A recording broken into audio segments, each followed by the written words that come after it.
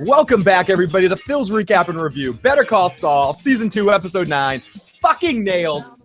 And let's just get it out of the way right now. For me, I know I'm one for momentary lapses of excitement where I just say things and in the moment, it's the greatest thing ever. But I'm not telling tales out of the fucking schoolyard here. That was maybe one of my favorite episodes of a television series ever. From beginning to end, balls to the walls, definitely up there is one of my favorite episodes of Better Call Saul and the Breaking Bad universe. If we look at it all as a whole, just such an excellent episode of Better Call Saul. There literally wasn't one moment I can be critical of. I'm going to bring Joe and Kate in here in a little bit, and they're going to join the discussion as well. But I don't think there's going to be any criticism here tonight. There isn't going to be, should have been more of this, should have been less of this. No. I'm sorry as I close my door so no cats get in here. There's going to be none of that shit tonight because this was a fucking perfect episode. I'm sorry. I know I'm supposed to be critical. I'm supposed to say shit, try to pick up some stuff that's bad. But there's nothing bad about this goddamn show. Everything that I said about spacing out time leading up to this, it all's perfect. It all worked out in this episode 9. I don't care what they do in episode 10. I don't care what they do next season. This show was pure joy. This episode of this series, to me, was absolute pure joy from beginning to end. We had an amazing conflict between Kim and Chuck going on, but was Kim doing it because she cared about Jimmy, or was she doing it just because of her own, to promote her own agenda of getting the job? Lots of stuff to unpack in this episode. So let's get right into it. Holy crap, we got the motherfucking chat going on. Mike is a motherfucking G. We got Edward and Lori and Terrence and Sam and Brown Sugar, Lily of the Valley, who has been taken by Walter many times to poison many people. And we are fucking here. And I will be bringing, like I said, I'll be bringing Joe and Kate in a few seconds here. They're getting situated right. I can see them smiling. Oh, they gave me the thumbs up. So everybody, welcome also to the show, Joe Dirty Locks and Katie Crow. How are you guys doing today? Yay, such a good episode. Oh my goodness. My teeth was wide open at the end. Oh my goodness. That's how you run a cliffhanger. You don't do it for the last episode of the season. And it's not the season finale. That's a cliffhanger. Unbelievable episode, Joe. I agree, Joe and Katie. That is how you do a cliffhanger. Better Call Saul all season has been doing an excellent job leading one episode into the next episode. Yes. And all leading up to this crazy episode 9 that really brought almost all of the stories at least to a head of some sort. I mean, yeah, we have more places we can go next week, finding out where Chuck's health, finding out where Mike goes next with his thing against the Salamancas, what after they interview the driver, what he has to say. But ultimately, this could have been the season finale. And this would be one of the most perfect, as you just said, Joe. This is how you do a fucking cliffhanger, AMC. Wow. But here's the thing. It's not the series. If this was the season finale, I would have been upset about this cliffhanger. You already have me. Yeah. You have me in spite of, if you end a storyline, you have me watching next season if you did it appropriately. You do not need to cliffhang me to get me to come back next season. I'm in. And that's ultimately why I think that they decided not to probably stretch this out to the last episode, because ultimately, just like Game of Thrones, they like to give you a lot of the crazy stuff before the final episode of the season. So the final episode of the season can just kind of put a nice bow, tie the room together with the dude's rug, and set things up for the next season when they're going to be bowling against Jesus. I mean, ultimately, it just seems like this show, I don't know. I don't want to make this the let's get on our hands and knees and lick Vince Gilligan's shoes hour and Peter Gould. I want to make it clear. I talk a lot about how much I love Vince Gilligan and his team, but part of the fact of his team is he has so many excellent people working with him. This is an example of an episode that was written by one of the creators of the show. Originally, Peter Gould, who was one of the main writers and creative forces on Breaking Bad as well with Vince Gilligan, was going to do Better Call Saul alone. That's when it was set around being a half an hour comedy type thing. And Vince Gilligan and him talked for, I guess, a day. And they were like, no, we have some really interesting Let's expand this universe. Let's make a franchise. And Peter Gould and Vince Gilligan know better than anybody else how to tell these stories. That's, to me, I think every episode this season has been really good. I've liked this season more than season 1. So much. Yes. But this, to me, is the finest episode of Better Call Saul ever written, and I have to give credit to Peter Gould for everything he brings to the show and understanding these characters, as well as Vince Gilligan does, and really bringing us this dynamic, this I was gonna say interspecies erotica, this interspecies relationship between Chuck and Jimmy, who are two completely different species, but two brothers. And they're the same. They're so the same, but such opposites at the same time. Yep. And it's amazing. I love by the end of this episode, when this episode ends, I pretty much really enjoy every character's personality. Howard, I like him as a person. I like Kim as a person. I like Jimmy as a person. I like Chuck, as big of an asshole as he is, as a person. Beautiful. It's amazing how they're able to make everybody so likable and still have all this great character conflict without having an overt ass. And you know what? We've gone this far in this intro, and we haven't even talked about what was, again, so fucking exciting in this show. Sam was saying this in the chat last night, and when we were talking, we were live chatting during the show and touching base with KLC as well afterwards. This show really is Mike's show just as much as it's Jimmy's show. And Ninja Mike show. That was straight up. We always talk about Mike being Batman. Mike was fucking Batman in this episode. There's no left someone alive, didn't kill when he didn't need to kill. Yeah, okay, not Ninja. Ninja's an assassin. Yeah. It's just the old Batman. That old. God. Someone died. Mike bought At least someone. Someone did, yeah. Not by Mike's hand. Mike feels responsible for it. Oh yeah. Oh, he is. I think and then ultimately we get Mike buying. We get Mike buying a bar full of people drinks. We get Mike with Nacho in a really excellent scene with Nacho talking about that. Then we also get Mike flirting for the first time we've ever seen it and really being good at it. If there's a game to be played, Mike's gonna win. And then we get as close as we've gotten so far to full straight on Saul Goodman in this episode. I mean, right down to the red shirt, and we talk about colors a lot on this show. The red shirt with the thing around his neck, with the paper around his neck, in the principal. The playground! Oh my goodness! Starting scene, which was full Saul Goodman. He's so quick with his answers because of who went to school. Who went to school here? Oh, the guy that sings that song. We have all of the audio clips of that. We will be listening to that today. So Mike never bought a round back in Philadelphia. Mike never drank coffee at home. Mike never bought a coffee. Too bad we know it's the death. Kim's one redeeming moment was in this episode was spoiled. I destroyed Kim's one redeeming moment for Sam, and I'll do it for everybody else too, where I think that she defended Jimmy in that moment to Chuck, not for Jimmy's benefit, but for her own. She just lawyered him. That's it. She didn't believe it. She believed Chuck. She just lawyered Chuck. Yes, that's all. Lawyered him for her own agenda. Because she wants the case. And she wanted to whistle past the graveyard there. She didn't do it to protect Jimmy as it first seemed. At the end, when you get her doing the Skylar thing, straight fucking Skylar. Oh, you better check that. Oh, you know that your brother Chuck's going to check it, dot his I's, dot his T's. She was straight up Skylar in that scene. She went mob wife, yeah. She went mob wife. So far. I don't want to know anything, but if something happened, you better make sure everything is fucking covered. But I do have to give her credit that for this shit afterwards, that she becomes bad Carmela Bart. Yeah. Good point. I feel like I want to give her credit though, in the sense of, even though maybe it was for her own agenda, some part of it was based around trying to protect the man she loved. Well, she even said that to Chuck. She was like, what's going to happen to him if you turn him in. And you have no evidence anyways. It's going to happen to Jimmy. If we're setting up a pizza for how many slices go to her agenda and caring about Jimmy, I would say 60-40. No, but 8 slices to a slice of pizza. I would say 6 of those slices are for her own agenda. 2 are because she cares about Jimmy. Personally, that's my pizza. No. I say it's 4 for her own agenda, 50-50. 3 for caring about Jimmy, and 1 because fuck you, Chuck. Yeah. Yeah.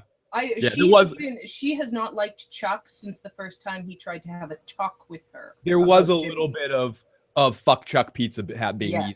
Yeah, because she knows that even from the story, she can see it, everything. She sees it all now. She knows exactly who Jimmy is. She knows exactly who Chuck is, and she can see exactly that Chuck has tried to hold him back all the way to the point. You made him this way. All the way to the point of fucking her over with the client that she had won. He came into work to purposefully take it because it had something to do with Jimmy. Yep. Awesome. So let's jump. At first, she thought Jimmy was being paranoid, but once Chuck had that talk with her, that was it. She saw him for what he was. A bad big brother. Now let's jump into the chat and get some people's thoughts before we get into our recap. Lily the Valley says, someone said, well, Chuck was trying to lawyer her too, but Chuck didn't give her any evidence. And he did try to lawyer, but he tried to he messed up by trying to lawyer her with emotion instead of. He tried to family her. Well, he's freaking out. Said, I thought she was protecting him first too. Was Saul pulling out Hondos at the coffee shop? Very possibly. Sometimes humping is helping, says Tim. Oh my gosh, Philly boy, welcome. Hi, good to see you. Good to see you, my friend. Great to see you. Karen says, that's what Kim is so good at. So many times in TV shows, the characters aren't human, and she straight up acted like most others would do in that same situation. Stayed true to her character, but human.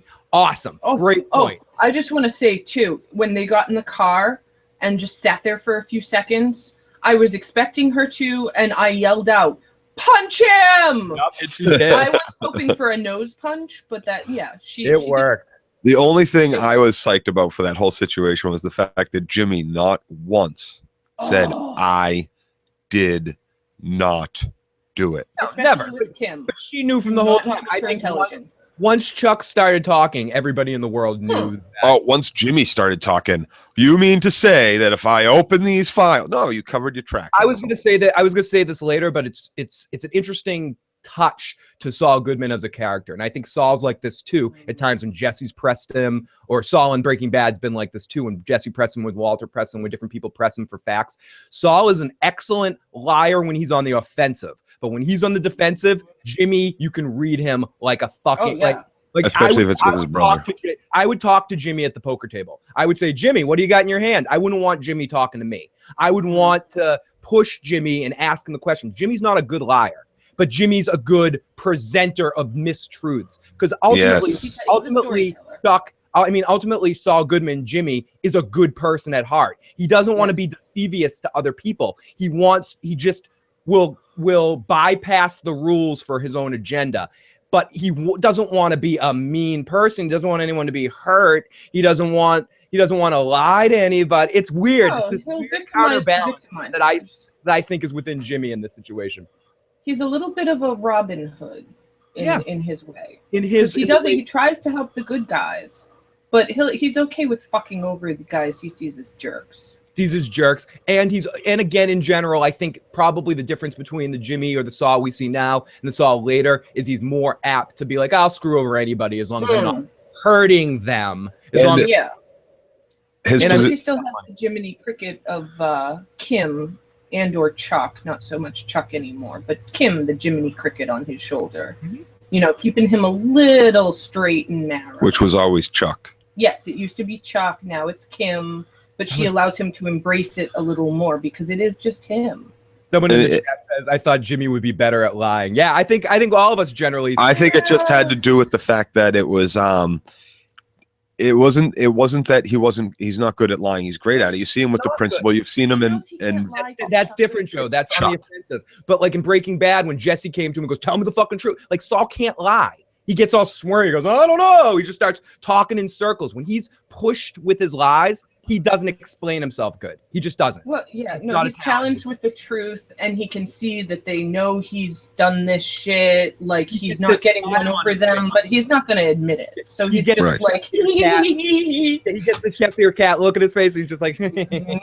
I didn't do anything. What would make you think I did something? Every cliche in the book looks off to the side, says, I don't know what you're talking about. Chuck, well, make an obvious statement about how no way you could lie. Look right here. The stuff exists right here. It's happening. And we've got our first call of the day. Welcome to the show today. How you doing, buddy? Boo. I can't believe one more. I'm gonna be crying all freaking summer. Oh no, flaw in the show, not enough. No. What a home run though. Yes. Oh, so What a good. home run last night. Katie Crow, Dirty Joe, how you doing, pal? I am well. Yourself? You guys enjoyed it, huh? Oh, yeah, God. it's a great Oh, show. so What an much. episode. So What up, much. Big J? And I think leading to what we see next week, it looks like Mike, not to talk too much about previews, but Mike's lining someone up with the barrel of his gun, taking a aim at Hector. We also doing see sniper. that, like you were saying, even just by messing with Hector's brain, it could be forcing a stroke on from Mike causing a stroke. Crazy stuff. Yeah. When he was popping those pills, right? I seen him popping those pills. So now I'm like, is he gonna cause it just some stress in him out? You know? Fuck Nacho, man. You know, I liked him, but you know what? He's all over the place, man. He doesn't know where to go. Yeah. He's gonna pull a gun on Mike after he tried to get Mike involved. Yeah. And after he's already explained to Mike how much he hates working for the Salamancas and all of that stuff, he set it up. You're gonna shoot Mike in that situation. I love how Mike just basically says to him, "Get your He hand." unleashed the beast, man. Yeah. He's the one who unleashed the beast. You know? Oh, Yeah. you want to take that hand? Now, man. Yep. Yeah, and ultimately, I love Mike's reaction. You're gonna want to take your hand out of that pocket. Oh yeah, I told you. I said he's gonna watch Nacho. I think that's my prediction because we don't see Nacho in Breaking Bad. No, yeah. There is rumors that he's referred to by a different name, but I think Nacho dies before Breaking Bad. There's an I feel like he does. Yeah. That might be Nacho's name and that he's actually mentioned by someone that's defended by Saul. But I subscribe more to what you're saying, Big J, and what Katie and Joe I think are kind of hinting. I think Nacho's dead. I think that's who he's lining up in that shot. Well, he's flailing. He is. Whose lips sink ships. I'm not necessarily sure it's him that's. Getting to the other liners of the show. I tell you, I got chills up my spine when she said, "Chuck, do you have any evidence of this?" Yeah. What acting, man! That really see what chemistry between those three. I mean, that's Emmy Award winning stuff right there. It really is. Those I hope she gets the respect she deserves for what she's putting into this part. She's putting in a lot of amazing hard work, and all the people that are working on this show, not just Bob. Now, my wife Maria was punching me because she's punching me. I said, "How could you say that?" I said, "How could you say that?" Everything that Kim said was true. And we're fighting about whether there was their client, whose client it was. She's punching me. Oh my goodness. She said she wants to call you later now and put her 2 cents in. So. I'm just happy we agreed on it. No. So then you get to talk to PJ's better half in a little while. So we was like, she's punching me. Nothing sexier though than a woman punching her man, correct? Oh no, nothing, especially in that way. That you're so wrong. Oh gosh. So you never caught a punch? Oh, if you watch plenty of our podcasts, if you even watch our podcast from last Sunday, I'm pretty sure you can see Joe catching a couple of some of the last couple of days ago. Katie was poking Joe's eyeballs out with her feet. What a great show, man. What is she, the Invisible Woman? Is she? We never get to see Katie, huh? Katie will occasionally jump into human form. Occasionally, if you scroll back through some of the Game of Thrones videos and some of the other stuff, you can. If you look hard, you can find Katie. You can see her on Sunday's video, the 5-hour Game of Thrones podcast. It works for her, man. She's got her thing going. The Invisible Woman. Oh my! Joe's got the dreads. You guys have got a fucking phenomenal team, man. I can't wait till this afternoon. Thank you, buddy. What a good country. Now we can just watch the show. Yeah, all right. So listen, man. I'm very excited. I'm very sad that it's coming to an end. This is the best show in my 48 years that I ever seen, man. Yeah. Thank you. Wow. Before I let you, go ahead. I'm sorry. Before I let you go, Big J, someone in the chat wants to know how about the Mets? Oh, listen, it's that's all I can say. All I can say is how let's go Rangers Wednesday night. Awesome. Everybody, guys, Bruins, man. You know. All right, listen, great show. I'm going to continue listening, and I'll try to call you back before the show ends. Awesome. Thank you, Big J. Yeah. Get the show going, all right? No, thank you, I definitely want to hear her 2 cents. Love you guys. Love you too, Big J. Lots of love coming from the chat room as usual. Yeah, call in, Maria. Call us. So let's get into this here. Now, the episode starts off. We see the ice cream truck stuff from last week going through a way station, or that we saw on the way station. It's barreling down a desert highway. It's a real Breaking Bad sort of open with just the whole sky, how the whole sky looks. Everything's so bright in this episode. Everything out into the light. And then we see this guy singing along, da, da, da, da, da. And then we see Mike doing his whole thing. And I love how this was done at the last second. Things from perfect. It's like a snake sliding across the highway. And he slides the thing that he was making last week. And it's the nail-spiked garden hose. And it sends it off the road. And the truck spins out. And this guy, who is obviously thinking he's under some cartel kind of attack, immediately grabs his gun, looks around, but a man in black, wearing a black ski mask, holds a gun to his head, hog ties him, duct tapes his eye. Excellently edited the way it was all edited and put together. And Mike ends up looking through the car 1 second. Oh, no. There's the blue car. Mike ends up taking that. He takes out the saw thing, and he comes up behind him. And the guy, for a second, thinks he's about to be sawed. And then he runs over to the tires, starts slashing through each tire till he eventually finds the cash. We have a quick call, Joe. 1 second. Yeah. Welcome to the show, caller. Hey guys, how you doing? How's it going? This is Big J's better half. I have to today, so I get the pleasure of calling you guys and ladies. Oh, it's our pleasure. It is so awesome. So you guys are I call from work and I'm like, John's not picking up the phone, and he's like, I gotta hang up on you. I'm on with the guys. I gotta talk about school. So you take priority. Oh. Yes, I'm taking your husband away from you during breaks. So what did you 2 hours a week? Only for Saul. 2 hours a week. So what did you think about this? Oh, we ended up losing her on a connection. Just give a call back if you can. Joe, do you remember what you were going to say? Yeah, it's when Mike sets this all up with the wire. He parks the car behind the tape. Oh, there she is. Yeah, and it ends up being, a couple of people said, oh, she showed his car. It ended up being a different car. It wasn't his car. It was a blue junker. Yeah. Well, yeah, I think it was supposed to be seen. Mm-hmm. Yep. Welcome back to the show. Sorry about that. Hey, it's me. I'm sorry. I'm Maria, by the way.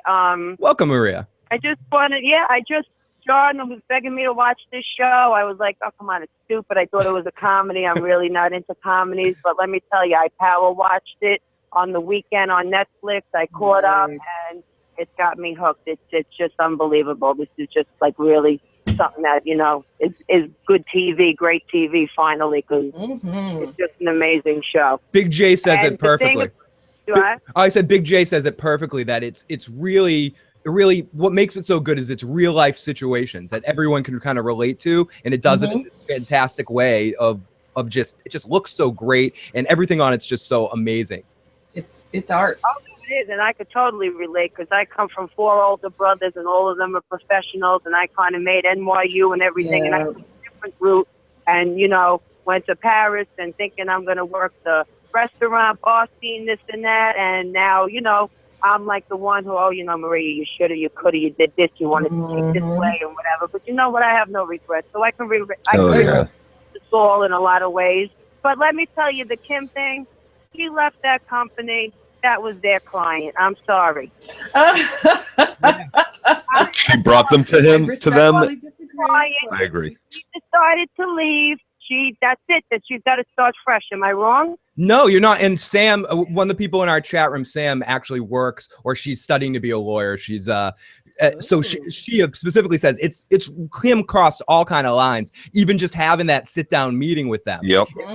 She gave up on that. She did. She crossed it. Yep, she did. She absolutely. John thinks she's hot, so he's like, so she can do no wrong. She's so hot. It was her. So I'm like, listen, she went over the line. That's the case. As far as everything else, Mike, I could relate to him with guys. I grew up on Mulberry Street, Manhattan, and you got the choir that you didn't want to mess with. Yep. And you underestimated him, but when it came down to it, so I could definitely relate to Mike as far as bad cops and just street guys go. So he's one of my favorites on the show. Hell yeah. Oh, he's wonderful. Doing a great job. I love the show. No, and, thank you so much. And John has something to do when I'm at work. I'm so happy. Glad we could help. And I just want to send you some love from people in the chat. People say, hi, Maria.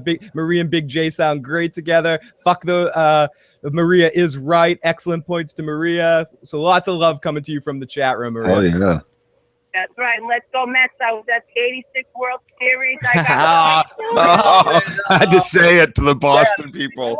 me on TV. You reminded me about Buckner right now. Oh, you Oh. no, I'm kidding. I love you, Maria. I called out sick, and you saw me on TV, and I got reamed, but it was worth every minute. But you guys enjoy. Big J, we'll be calling you again. Thank you, Maria. Great to hear from you. Take care. Bye, Katie, Phil, and Joe. I got you down, right? Yep, absolutely. Yeah. Talk to you soon. Someone's cheating on me in the day with. Very good. So we're Big J's mistresses here during the day.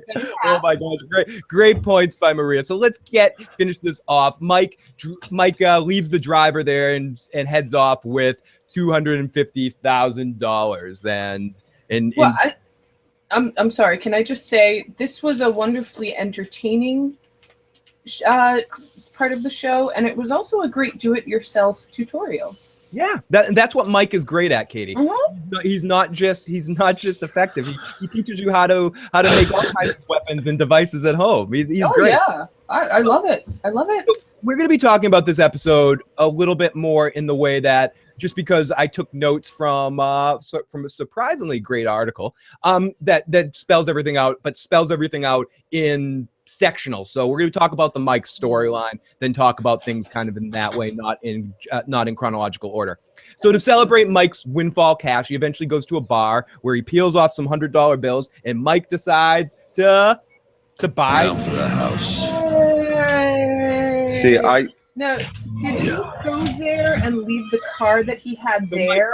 Mike buys around for the house. Joe, my question for you, I know I've definitely been in a lot of situations where you bought me drinks. Have you ever bought a round for the house?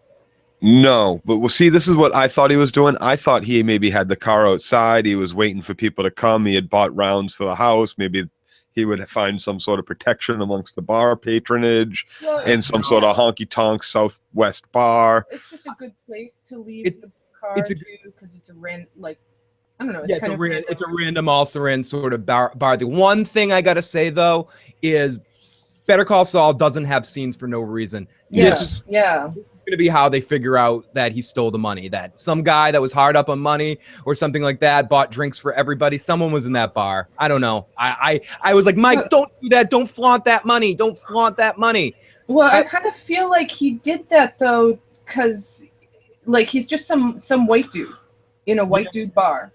Yes, that's what I was thinking. He kind of gave them a trail to follow a little, but it's a dead-end trail. Yeah, no, fair enough. It might be much to do about nothing, but it just stuck out to me that they put that in because that's going to be how Hector finds out eventually, or how somebody finds out that Mike was the one that stole that money, whether it be Hector, whether it be Gus or something. I could be reaching for straws there, but this show never wastes a second. So Nacho figured it out. So Nacho figured it out so other people can figure it out. I don't know. Someone said, no, the trail's dead. Mike would not do that after hitting the cartel in Breaking Bad. And that's one of those things, too, that Mike had to have made mistakes to learn to become Breaking Bad. And Mike's a little different than Breaking Bad Mike. He's a little less careful. A little less. Yeah, he's not seeing those variables down the road. Of course the cartel's going to kill the driver. Or whoever stands around. Or whoever else finds it if it's not a cop. Mike in Breaking Bad would know immediately that bystander was dead. He wouldn't have had to ask the question. He would have been like, "Oh, the bystander, you killed him, right?" Or just would have known that. I don't know. I mean, I think Mike is a fucking amazing, but he is Batman in year one Batman, when he's still figuring things out at this point. He's been a crooked cop his whole life. He's figured things out. He was able to maintain his crooked cop behavior for so long, up until his son fucked everything up. So, and then he had to commit a murder because of that. And Mike has these foundations of these rules he needs to follow. But I think his step into the criminal underworld, he's still figuring out all of his rules in this world. Yeah. I mean, he's completely alone in this at this point, too. He may have had, his other bad cop partners or his son to, kind of, I need some help with this thing. Now he's all on his own. So he can only kind of foresee and take care of so much. Yep. I also got to say, as far as that truck getting, flipped so easy and everything, I would imagine you would have trail cars quarter mile back, follow the same route at the same times of these deliveries, big drugs or big cash. That way, if something's getting hit immediately, there's not a big time difference. You might even come across it in a remote area like that and be able to provide. What you're saying is you expect that the cartel would be. I would have expected that to begin with, correct? Yeah. But he did his due diligence and he staked out everything, and he knew there was no trail car. But I would always think if there was some sort of big delivery going on, there was always a car. The only thing I'll say minutes back. The only thing I'll say to you is if, say, maybe you do that at first, but after years of no one fucking with it because you're driving on these random roads, and someone like Hector could probably become lazy and go, we don't need an extra guy for that. Our driver's our guy. Our driver can handle himself. Yada yada yada. It's also to check the driver to make sure he's not, going off route. Make sure he's not, skimming money. Make sure he's not risking things. Yeah. Let's jump in the chat. Edward says Mike really exposed the overconfidence. Just to go to Joe's point, Mike really exposed the overconfidence in Salamanca family. Chris says felt sorry for Chuck and then almost got respect for his smarts, but in the end, he wins the chicken and the egg race. He fucked up Jimmy before Jimmy fucked up. Even though I like to watch Walt make a mistake with failing to take the full measure the first time. What a great episode! Fucking great episode, Mike. Yeah. There's a big thing, too, with what he does with taking this first shot at the Salamanca family. He opens it up for everybody else to start taking shots at the Salamanca family because he's about to get away with the theft of $250,000. And if Nacho opens his mouth and says he knows Mike or he knows that this guy might have done it, then Salamanca's Nacho's digging his own grave. So he's basically... Right. Mike can just rat out Nacho if Nacho rats him out that he's tried to kill Tuco, that he's been talking shit behind the Salamanca's back. Excuse me. So here we go into a scene with happy Mike. Mike is very satisfied after buying the drinks. He's in the diner that Hector bumped into. We hear a couple of tings a couple times here and there, but he's in general very happy in this position. And he decides it's time to start flirting. Great. And this is the first time we've ever actually seen Mike be, I'm not going to say because he's always human. We see him with his granddaughter and see him human, but getting to see him flirt was actually so humanizing. Here we go. Like you expect him to be that way with his granddaughter. Was there ever a favor? Not too often. Hey, friend. I got to ask. So they get into the whole... Does it ever snow? Does it ever snow up here? Sure it does. Because I'm in Philadelphia. It's going to be your first winter now. But what I love and what I want to get to here is Mike's awesome line. On the year. You want to plow my stay driveway? Around long enough. You'll have shovel. Yeah, hey now. I live up in Cedar Crest. We get plenty. You can shovel my drive if you're looking. Oh, you can shovel my driveway if you want. Sorry, that was a lot of way to get to that, but I wanted to get that. No, I'm gonna say this. When you're talking there's lawn mowing euphemisms. There's all sorts of euphemisms. But when you're talking about shoveling the driveway, you're talking about shoveling the driveway. Nobody wants to go out that shit and shovel the driveway. No, she's talking about doing it. She's talking about doing it. She likes it. She likes the Mike. I say yes to Mike too. You can't not say yes to Mike. Mike. And the look that Mike gets on his face is a look I've never actually seen on the character's face before too. Sheer joy, that feeling where you're looking in the mirror, I'm looking pretty hot today. He just gets this look like, yeah, I'm doing so fucking. Call Mr. Plow. That's my name. The king call Mr. Plow. Trevor Cox is the waitress. Damn it. The waitress is the waitress who served Mike and Lydia in Breaking Bad. No? Ooh, I'm not positive about that. I have to rewatch those scenes, but I would not be surprised about that. That's a catch. Someone says, ha ha ha. Mike. Mega Gamer says, I would totally flirt back with Mike. He has his own Mike way, strong and silent, even when he's trying to be romantic. That's part of his charm. So then Mike gets a phone call from Nacho, and let's get into this scene and listen to this. Listen to the Mike and Nacho scene as Nacho tries to get in Mike's face about what happened. What's that? We got hit the other day. The truck headed south got hijacked. Someone stole $250,000. Now Hector's flipping out. Nice. Who did it? Thing is, I think it was you.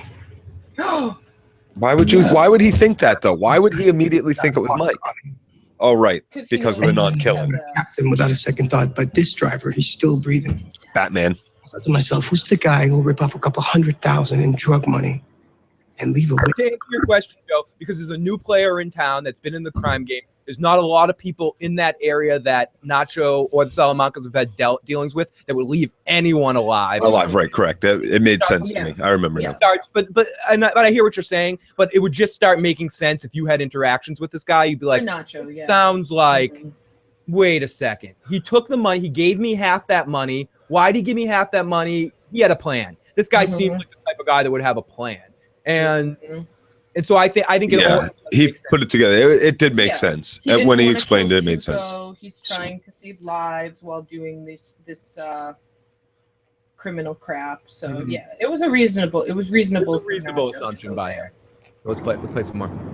Who's the guy who won't pull the trigger? Batman. You. Sam Crow, no. You. Just no. You.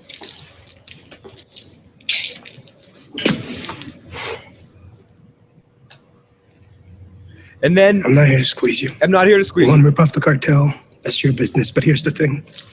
I'm picking up that driver. Hector's orders. I'm going to see what he knows. And if he knows you, that's bad.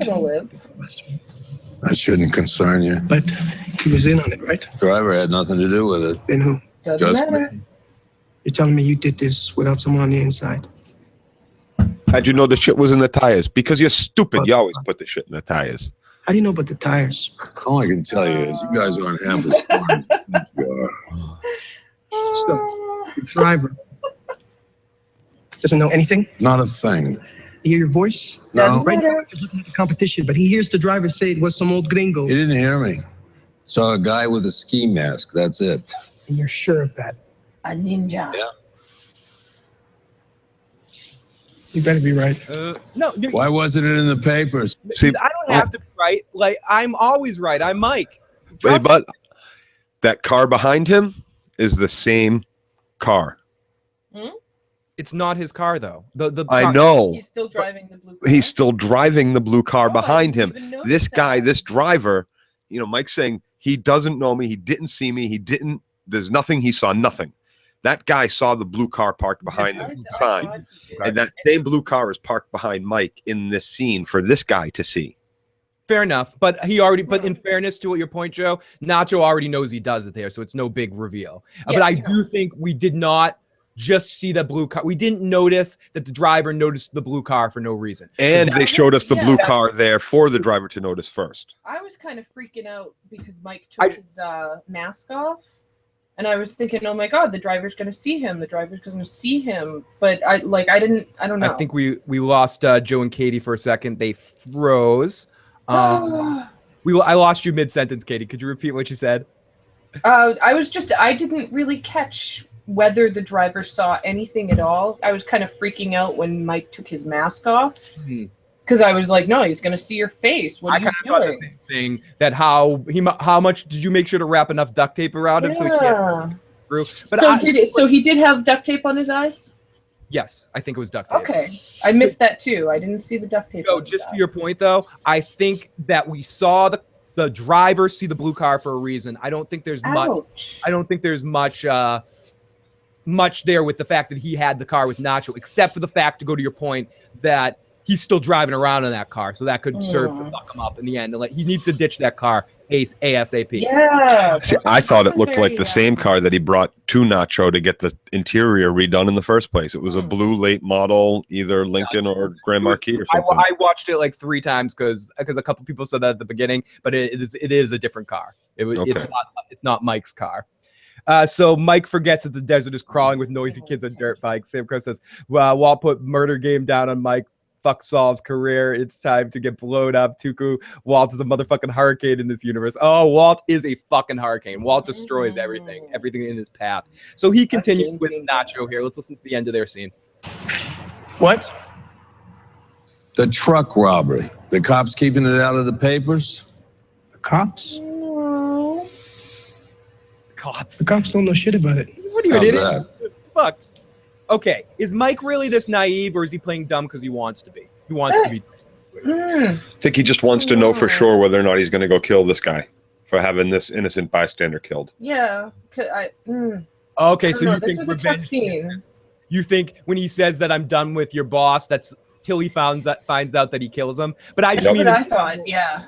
I just mean in this moment, why Mike doesn't immediately go, "Oh, you killed that bystander." He keeps asking the question. Yeah, it seemed like Mike should have known. He wants confirmation. You wanted to put the cops onto Hector? Why? You are nothing to him. He forgot all about you.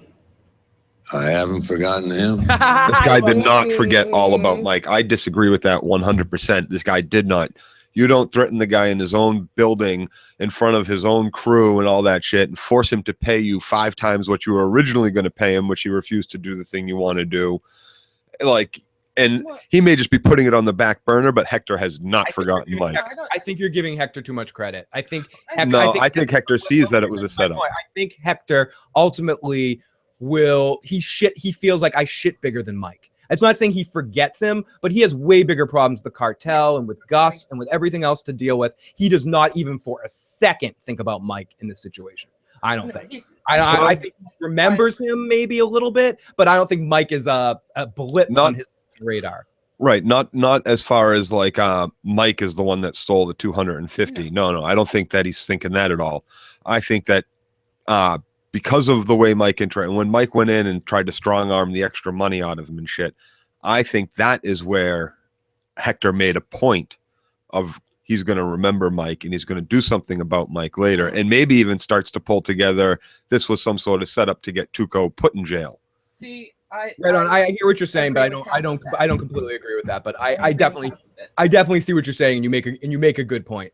I tend to think more what Nacho's saying here, that Hector is so egocentric and so focused on what's in front of him that he doesn't remember Mike for a half a second. He doesn't give 2 ounces of his thoughts to that bitch in his mind. He's that old gringo asshole. At least that's how I think. But I see what you're saying, and you very much could be right. Okay, so Nacho and him, they continue. You put me in the shit just cause you got it in for Hector Salamanca?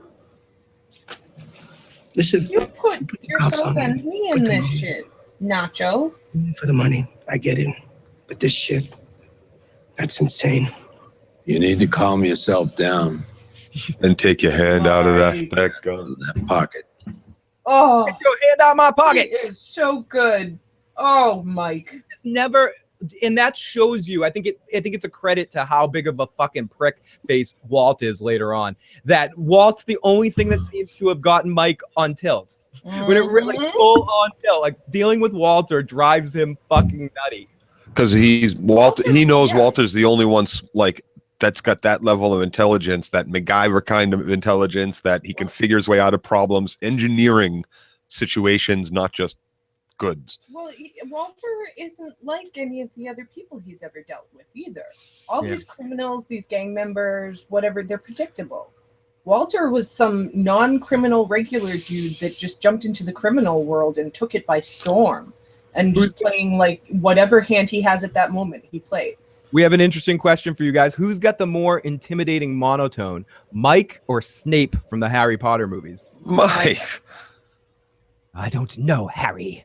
I'm going Snape's like comic book villainy. He did the same thing even as the sheriff. Cut your heart out. Joe froze on Cut Your Heart Out. Now he's putting at the screen. He looks like it's funny you froze for a second, but you froze right when you were pointing your finger. So it was like, you kids, get off my lawn. Joe's telling the kids to get off his lawn. Okay, so this scene, Mike assures him that there's no way that the driver could have picked him up. The Good Samaritan, what happened to the Good Samaritan? He got shot in the fucking face.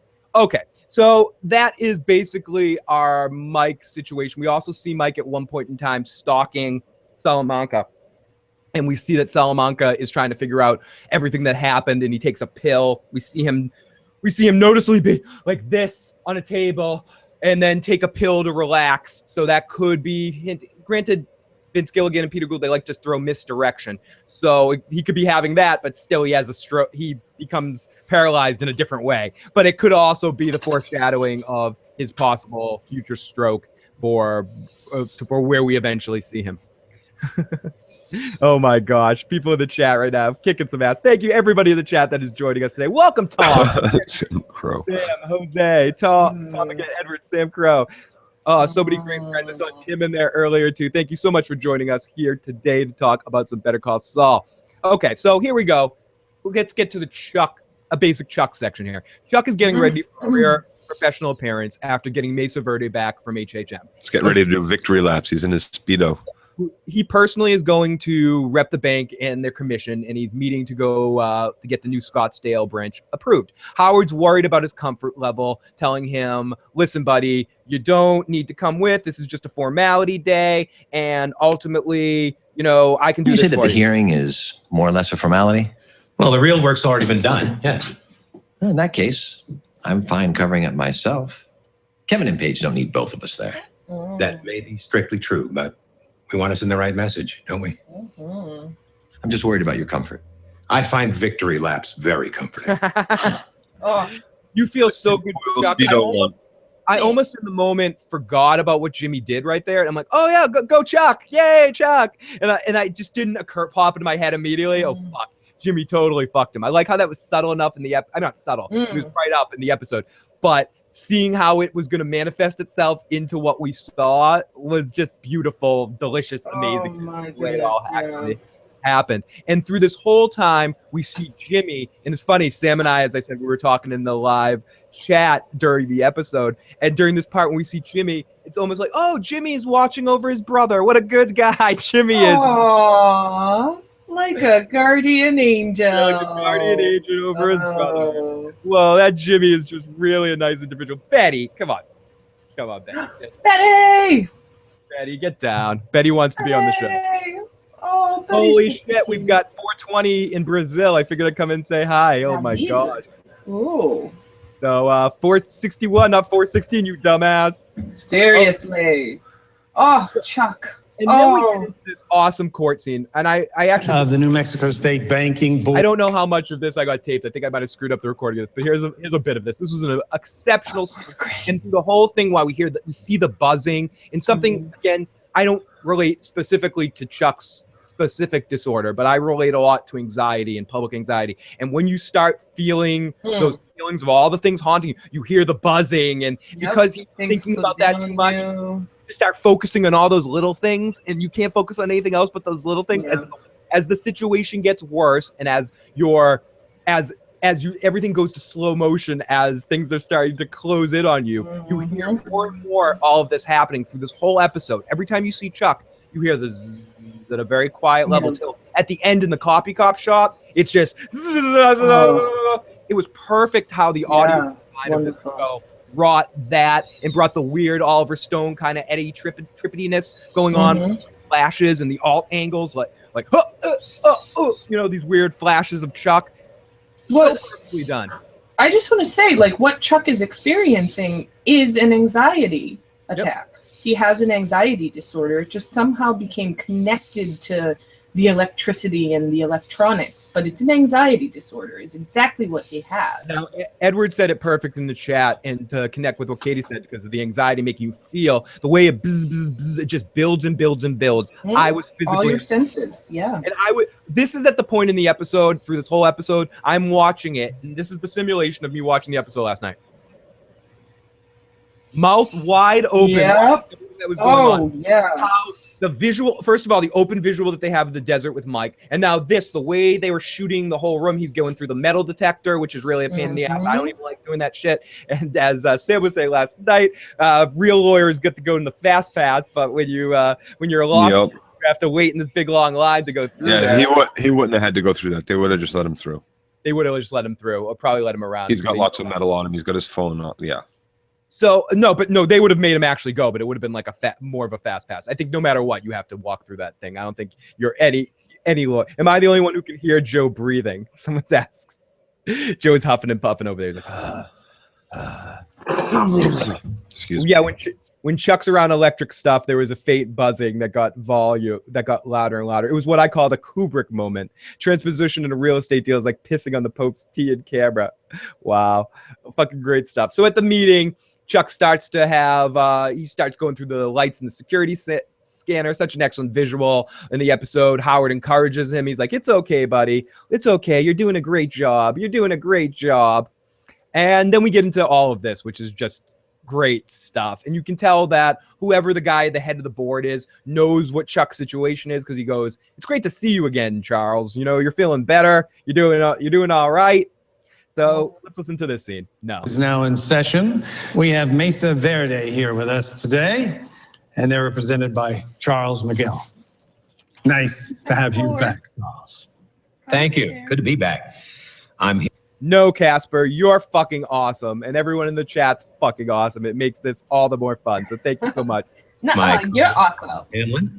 And may I introduce Mr. Kevin Wachtel, President and Chairman of Mesa Verde Holdings, and Ms. Paige Novick, Mesa Verde Senior Counsel. Hello and welcome.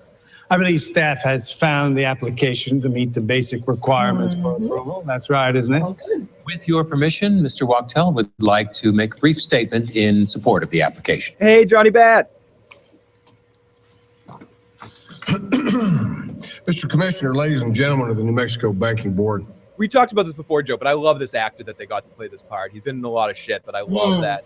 I love seeing a more known actor on Better Call Saul in one of these bit parts. It also fits the personality type in my head. Yeah. Me too. Me too, Joe. Personal service and attention to detail, second to none. Good to see you again. Mesa Verde continues to operate. Good to see you again, Chuck. We all chipped in and got you this Bluetooth.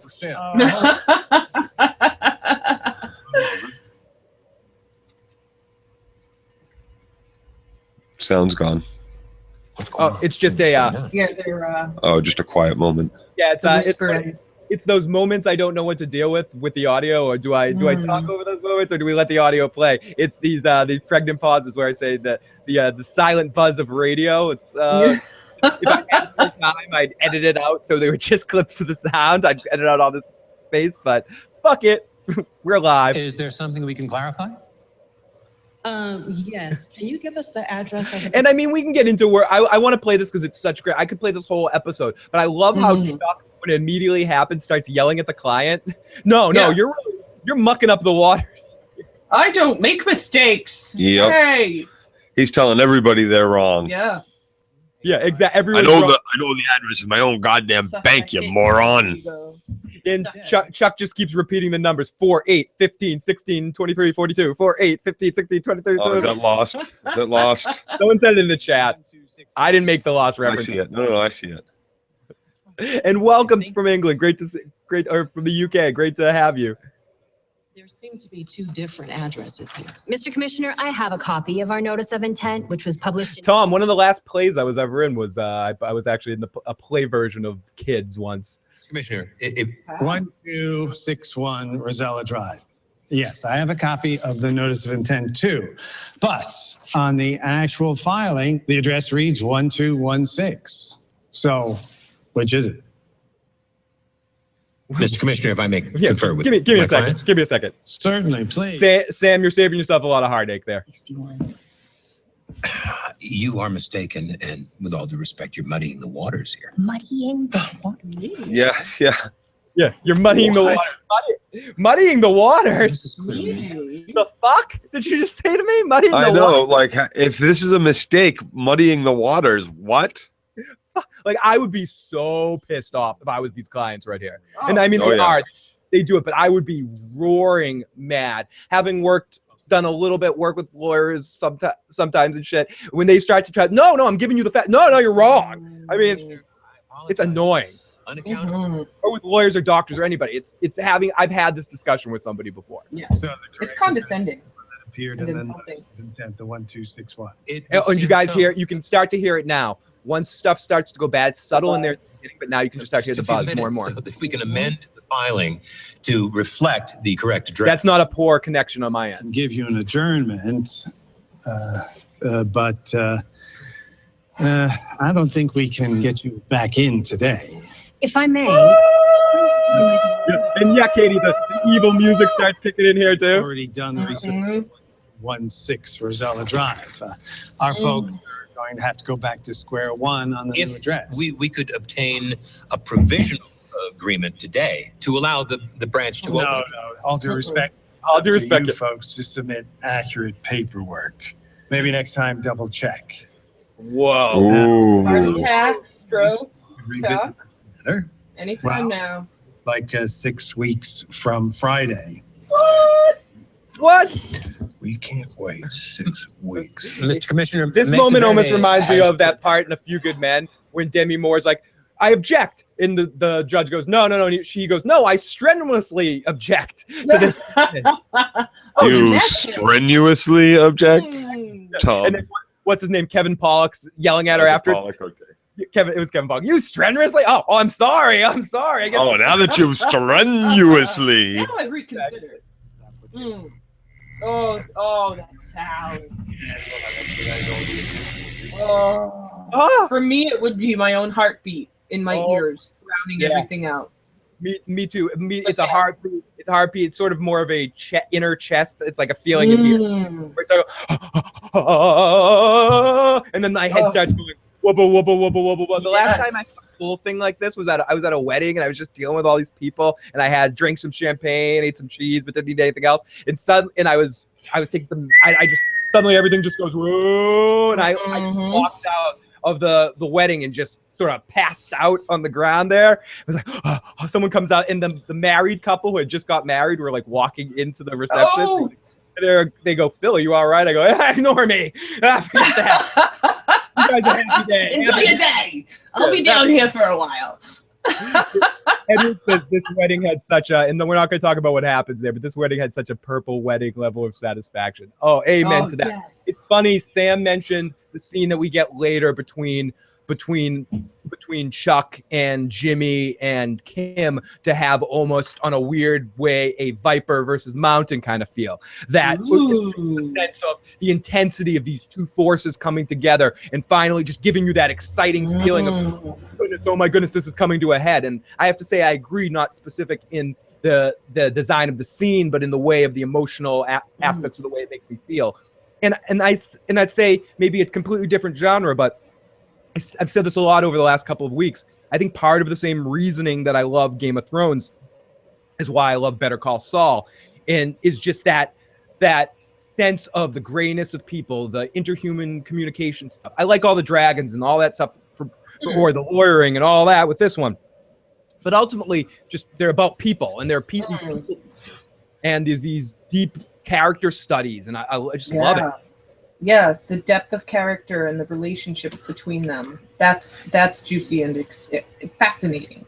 Exactly. And seeing everything just lead up to the point where Kim and Jimmy and all that, they're going to have this big, huge interaction. I can see where someone could feel similar to the lead up to getting to see the Mountain and Viper stuff. Not to talk about the conclusion of that, but the lead up to the fight and getting that kind of level of excitement.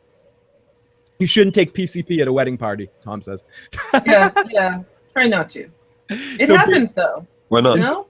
And so someone said, so Phil, basically where you reacted to the new Game of Thrones trailer. Yeah, I was like, oh my God, it's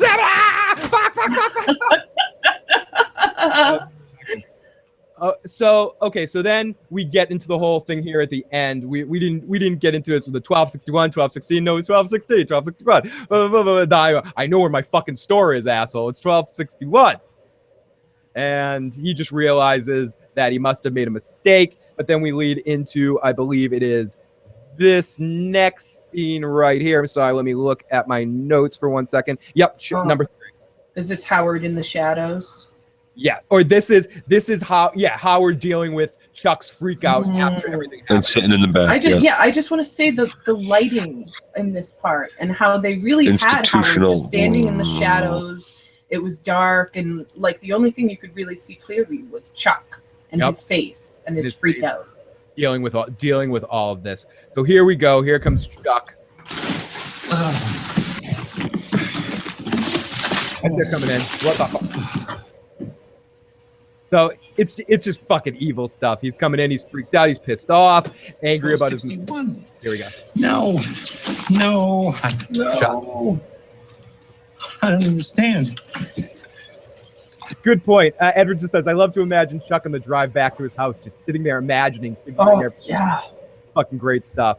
The brain going crazy. Interesting question, Sam Crow. I think I'll ask me that question when both series are over. When we're talking about the series finale to this show, I will answer that question. I don't want to answer that question yet. That's a big question. So if and the question was, do I like this better than Breaking Bad? I have to see how this ends. I have to see the complete story from beginning to end. It would be, but in fairness, it would be Breaking Bad is up there in my 2 or 3 favorite series of all time. So if this show, if I'm even saying what I'm saying right there, that's a big credit to the show. So I'm going to hold off on answering that question. Yeah. But if I was answering it now, at this point right now, it would probably be no, but it's not by far. I love both shows. I love All My Kids the same. This is one of my top 3 currently running TV shows for sure. Yeah, it's for me. It's probably my number 2 favorite show that's on the air right now. Yeah, Game of Thrones. Game of Thrones. Yeah. Same thing. Now we take our licks and we move on. This doesn't just reflect on you. An office full of associates and paralegals let this get by. I did too, for that matter. It was 12:16. I promise you. I would just to go to Jose's point. It took me a while to get into Breaking Bad. Better Call Saul was almost an instant. I feel like I know some people that couldn't get into Breaking Bad that like Better Call Saul, and I also know some people that loved Better Call Saul loved the Breaking Bad that couldn't get into Better Call Saul no matter how hard they tried. So I feel like the ultimate strength of this show is, and I talked about this a lot last week. The ultimate strength of the show more than anything else is that it stands on its own. If Breaking Bad never existed, I would still think this was a fucking amazing show. Yeah, Yes, absolutely. Maybe I wouldn't be as invested in understanding where Jimmy becomes later, or I'd be even more invested in wondering what the fuck eventually happens with Jimmy. I mean, and Mike and all of that. So I think this show stands on its own. If anything, the fact that it's Breaking Bad and connected to Breaking Bad, I'm not going to say this because I don't think anything hurts this show. I just think having that big matzo ball hanging over its head is a little bit of a crutch in the sense that it will always be compared on some level to Breaking Bad. But I think it's it might turn people off to it. Like my mom never watched Breaking Bad, not once. She would love this show. She loves it. She watches it religious. She loves Better Call Saul. Yeah, she didn't like it. She didn't like the characters. She didn't think that it was anything redeeming about that kind of behavior and stuff. She didn't watch it. She didn't. Yeah. No, in fairness, some people have personal issues with some of the stuff that happened on Breaking Bad, so they couldn't watch it. Some people couldn't get past Walter coughing and having lung cancer and having trouble watching that on a screen and enjoying yourself. There's a lot of things at the beginning of Breaking Bad that make it a tough pill to initially swallow. But when the drugs start kicking in on it, you go, oh wow, this is fucking amazing. Whereas Better Call Saul does everything it can to bring you in at the beginning. Welcome, come on in. It's a good time in here. We're gonna have a good time here. So Chuck just insists it was. Let's finish the rest of Chuck freaking out. I want to rewind Chuck freaking out.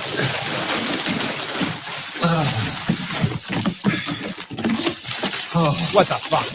Oh my god. Wow. Yes, fucking Chuck. 1261. No. Chuck. No. I don't understand. Oh.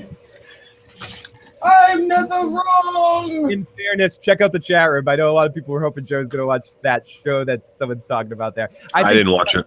We're trying to save Joe's heart. And it was 12:16. It was. I checked. I double checked. Chuck, it happened. Now we take our licks and we move on. This doesn't just reflect on you. An office full of associates and paralegals let this get by. Yep. And that's what I don't understand. They all missed it. Every single one of them. But Chuck takes full responsibility for himself, and I got to feel this is another one of those moments where I like Howard, and I see Howard's care for Chuck really coming through here. For that matter, it was 12:16. I promise you. And I also relate to Chuck. Just because we're bereaved doesn't mean we're idiots. Just because Chuck has a disorder, and again, to do some of the deals with anxiety, whatever shit. When someone tries to convince you just because you have these problems, that means you're wrong. Yeah. And Chuck knows he's not wrong. Chuck knows. He goes, I don't care what you guys say. I know I'm not wrong here. Yes. I did not do this. And he's right. And I'm not saying that means he's right about everything, but Chuck's right here. And I think everyone's kind of giving him the, no, Chuck, really fucked up. You're crazy. Yeah. And I've been lost something. I have an illness. I'm not feeble-minded. And I've been in that situation, and that sucks. That is one of the worst things to feel. That's why you don't want to admit weakness to anybody, because once you admit weaknesses, people start saying, "Oh, that's why you're fucking up, because you're weak there, because you were sick over the summer, because you have a mental problem, because you have this, because of all of that. That's why X, Y, and Z is wrong, and you can't walk down the street because of this or that." Whereas Chuck goes, "No.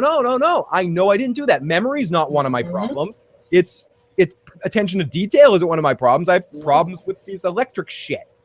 Yeah. Everyone makes mistakes. Not me, motherfucker. That's why you have me.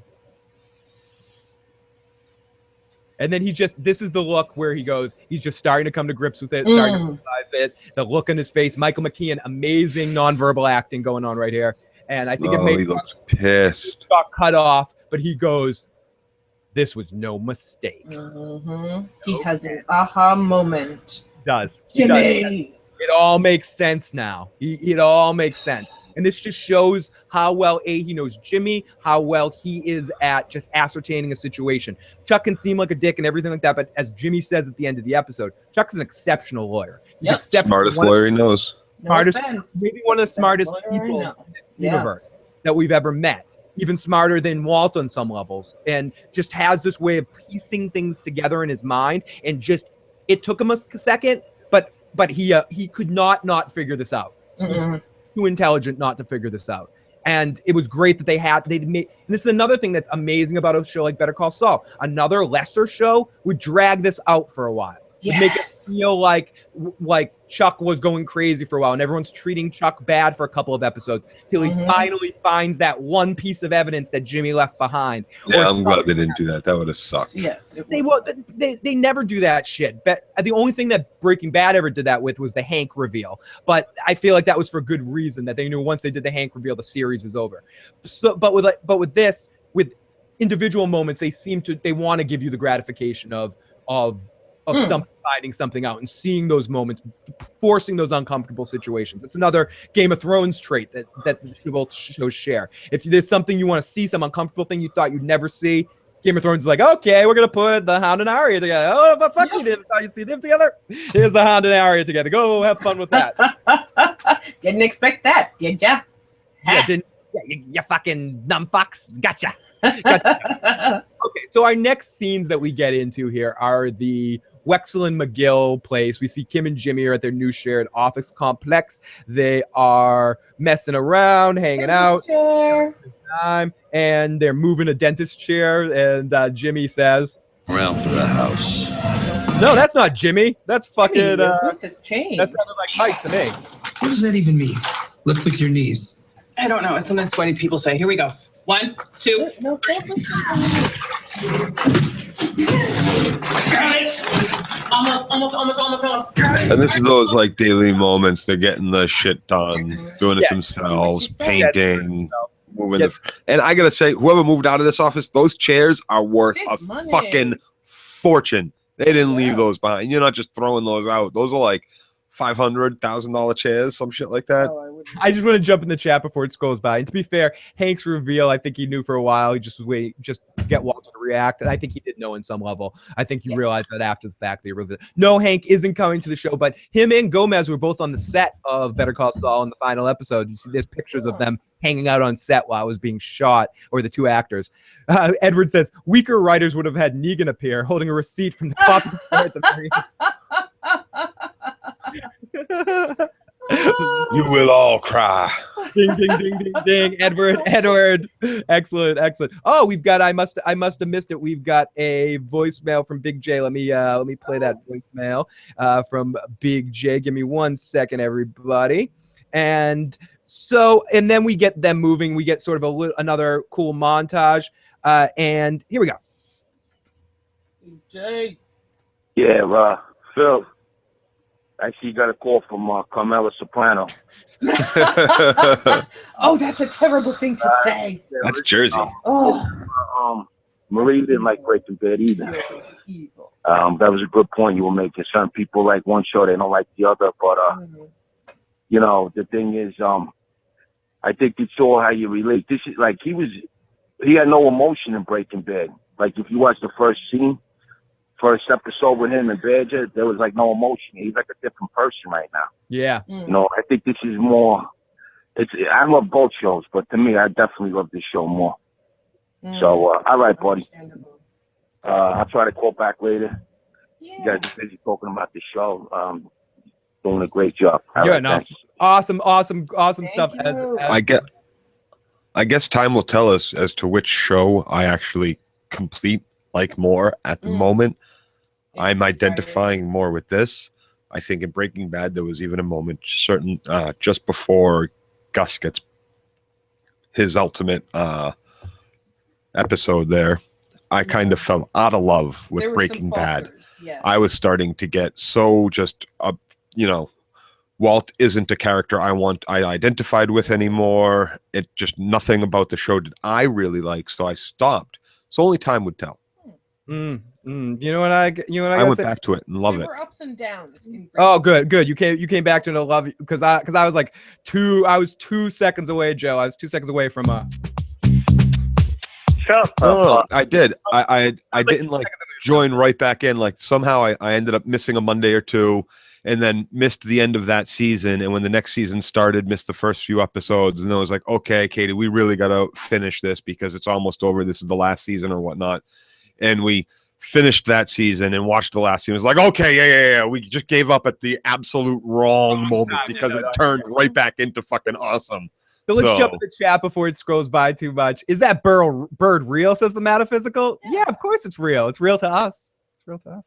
I'm a sucker for Kim. How did Jimmy mess that up? Johnny, just to be clear about that, I'm still not convinced 100% that he fucked it up, that he's not with Kim. We never see Jimmy with any other family. Maybe there's a reason why Jimmy decided to go to where he goes in the Cinnabon Jimmy, because that's the same area. Betty, you are causing all kinds of problems right now. Oh my goodness. Stop.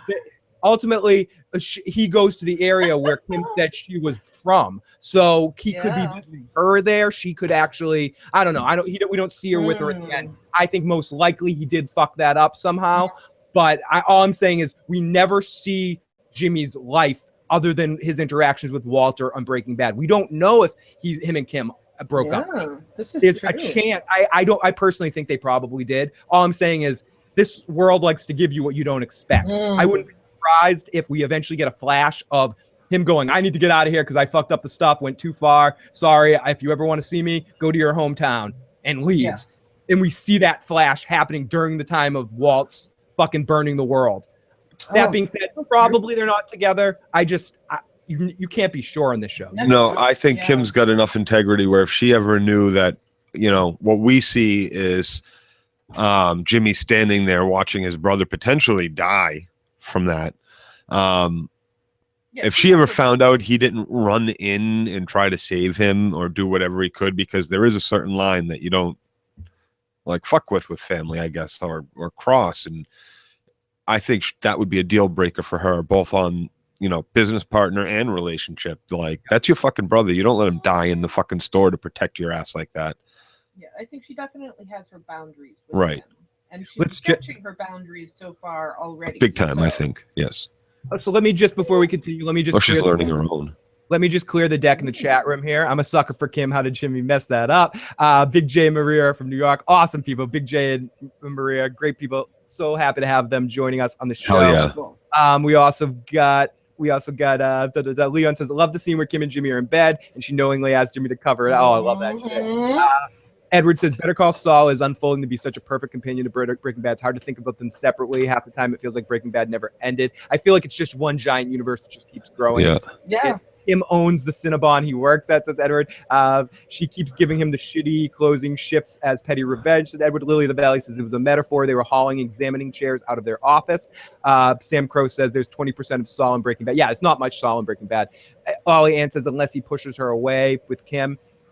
Critch says Chuck is so good at his job, so deductive that there are moments where I have to respect him. Then you see it's the survival of the evil, his belittling of Jimmy. Amazing. And Aaron says, somehow, how could Jimmy fuck it up? How on earth could he ever do that? I don't see that coming.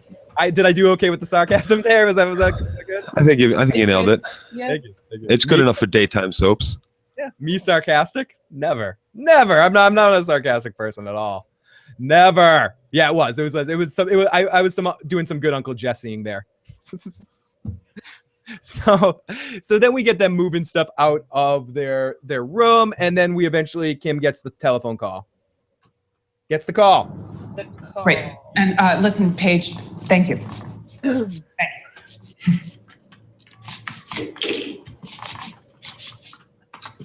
Justin says, just incredible. Love that name. Why does Kim not yell at Jimmy like she usually does when she finds out Jimmy changed the numbers? Because he did it for her. Because he did it for her, and he knows ultimately that on some level she wanted him to do it. Yeah. We've seen Kim dip in her foot into the dark end, and this goes into the whole thing. We're going to get into her and Chuck scene in a few moments here, where I think that she did that, to protect Jimmy, but she also did that because she wants that job back. She thinks she deserves that job. She thinks and I worked hard for that. So if I have to whistle past the graveyard, as they say, walk past it, I'll do what I have to do to whistle past the graveyard. So I think some part of her had a feign anger at him, but was really kind of, he did that for me. And what did she say to Jimmy a couple episodes ago? If you ever do shit like this again, which you shouldn't and don't ever fucking tell me about it. I don't ever want to hear about it. And so that goes. I'll believe Chuck, but I won't let him do this to you. Well, what was that, Katie? I think she accepts that Jimmy's gonna do bad shit, but it usually comes from some sort of good place. Mm-hmm. And so she's kind of compromising in that way. Yeah. When I was a kid and I used to, eat some sandwiches, as they say in How I Met Your Mother, my mother used to say, I don't want you to do it in the house. Do it outside so I don't know you're doing it. Or at first. Eventually it was do it in the house so I know you're not going to get arrested. But it was do it outside, sandwich outside. If I don't see the sandwich, if I don't know the sandwich is happening, I really don't have a problem with sandwiches, but I just don't want to see all that shit. So out of sight, out of mind, so she could still think I was a good little boy. Yeah. As all of us were standing up in her kitchen going, bagels. You can get some pastry. You can get some half. Oh, or as my friend Nick, or as our friend Nick did once, we had all these magnets in the refrigerator, and we had a popcorn magnet, and he goes, "That looks good," and ate the popcorn magnet. Oh. Yeah, that was the kind of sandwiches. He might have been taking a different kind of sandwich. Spicy sandwich. Yeah, a Sid Barrett made sandwich. Without saying any more than that. So anyways, Kim is she's gonna take the call and she's gonna take the job, but then she gets a call from Ernesto, who basically says that Chuck wants to give you all the files. Coming over and get it. We're just gonna get this all done deal now. And Jimmy goes, "Can I come too?" And she goes, "Do you want to come to both or carry some boxes?" And he goes, "Well, a little from column A, a little from column B." Great stuff. Great stuff. So here we go. Someone says, You said bagels. I like bagels. Bagels are cool. I can't do a butt head. I can do an okay penis. That's pretty good. It hurts my throat, but I can't do a joke. Can you do a butt head? No, the other one. Cornhole. Which one's cornhole? There you go. That's better. There you go, Joe. I like it. That's as close. So let's play probably one of the best scenes. One of my favorite scenes I've seen in a TV show in a long time. The defending his life. Chuck's at the house. Jimmy tries to let himself in, but the locks have been changed.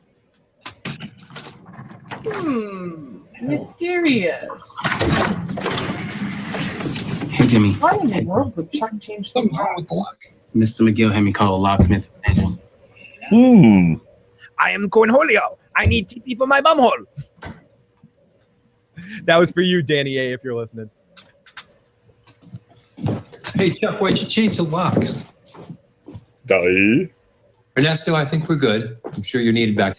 Dude, I get the whole scene in a second. Do you know what's amazing about Better Call Saul, Joe? Like that Better Call Saul is so good that we've ran out of superlatives for it. So now we're straight up doing Beavis and Butthead. Which is driving us to Beavis and Butthead. That's how good this show is. Oh, I like everybody calls this guy Ernie. He calls him Ernesto. Ernesto. Yeah. Tom, Beavis and Butthead, geez, we're old. I remember having the VHS tape of that. Was it a bath? Were you guys eating a bath salt sandwich that did that? Yeah, pretty much. No, they were doing dust off. Dust off. Oh my goodness, the dust off. Yeah. Wow. Oh, Katie, way to bring back.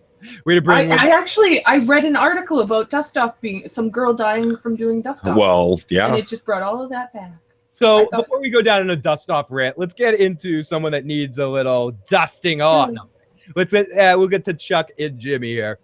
Yeah, that's what, Katie. This is why I need to bring back the issues program, because all this stuff is way more appropriate for the issues. Oh, these stories need to be. We've been requested. There's been a couple requests I've gotten privately that we need story time podcasts. So story time podcast. That could be dangerous. So here we go. Please. I don't know if they can handle it. You and I both changed fucking guilty. Yesterday morning was the worst professional humiliation of my life. A single transpositional error cost my client time and money and permanently damaged my reputation. Oh, shut the fuck up. Then I realized it wasn't an error. Not at all. I love when you don't hear the buzzing, you hear the wrinkling of the space blanket. No, last night I was right there on that couch, barely conscious. And Jimmy showed up. And he sent Ernesto away. My brother was going to take Jesse Pinkman somewhere in this room. I'm quoting someone in the chat here. I've been adding Jesse to it. Someone's watching this scene going, "Where's my Emmy, bitch?" And in the dead of night, he went through my Mesa Verde files. Hey, you know what? We don't have to listen to this. She does. You do. For your own good. Now, in these files are 13 documents containing the address of Mesa Verde's proposed branch. 1261 Rosella Drive, Scottsdale, Arizona. Jimmy pulled each and every one. And he left me here, sweating and delirious, while he went off to doctor them. Oh my goodness. I need a photocopier for that. Where'd you go? Some all-night copy shop? Oh. With a little careful cutting and pasting, he created duplicates, virtually identical to my originals, but with one key change. 1261 Rosella Drive. Edward, Chuck might be right, but he's still the shittiest Columbo ever. 1216 Rosella Drive. This is sounding like a lot of work. No one ever accused you of being lazy. Every other sin in the book. Charlie Hustle. One. And if you're wondering if Jimmy's up to a little casual forgery, you should know. In high school, he had a thriving business making fake IDs. So his buddies. We're going all the way back to high school. All the way back to high school, huh? Hey, you and Mozart, huh? You both started young. And he can't even, that's how much of a dick Chuck is. He can't even not correct Jimmy in that situation. Oh, yeah, you were. He's like giving him these backhand compliments. You never said you were lazy. Oh, you're like Mozart. And Jimmy gives him one of the best. It's just such a dick. I fucking hate that shit. Chuck is so right, but he's such. It's also highbrow too. He's so dramatic about so it. My dear brother in the dead this is one of the night. scenes I want to play every second of this. It's so fucking wonderful. Came back here and put his new versions in my files. And then, the next day, my caring brother took his leave.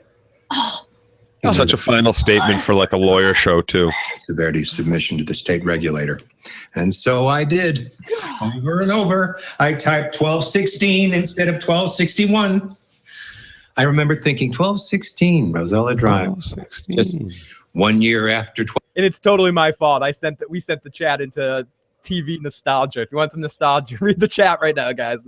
15. You're the Magna Carta was signed. Jesus, Chuck, you are unbelievable. So you're saying if we look in here, all the addresses will be wrong? Well, of course you weren't going to leave evidence behind. Of course. I'm guessing My dear brother. yesterday morning you waited until I left, then used your key to let yourself in and return the originals. Katie, when you say stuff like that, I can't help but at least make a Deep Space Nine reference when they come up. You sound like Quark's brother, Rom. And you better believe that, brother.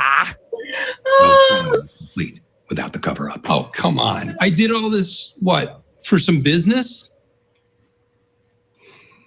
Why would I do such a thing? For you. Oh. Did it for you, Kim. I did it from watching you. I love. I'm playing this whole quote, but I think Jay might have said this. Everyone in the chat was saying this, but Kim, this actress, Rhea Seehorn, is that her name? Someone in the chat. Wonderful. Yeah. I believe her name is Rhea something. I'm blanking on her last name. Not Rhea Perlman, but another great person. I love Rhea Perlman. She is just doing such an exceptional job, and even when she's not talking in this scene, the look she gives Chuck, that he says, she gets this different color to the way she looks. Oh, because she buys it. She believes it all. See her lock, stock, and barrel. Completely.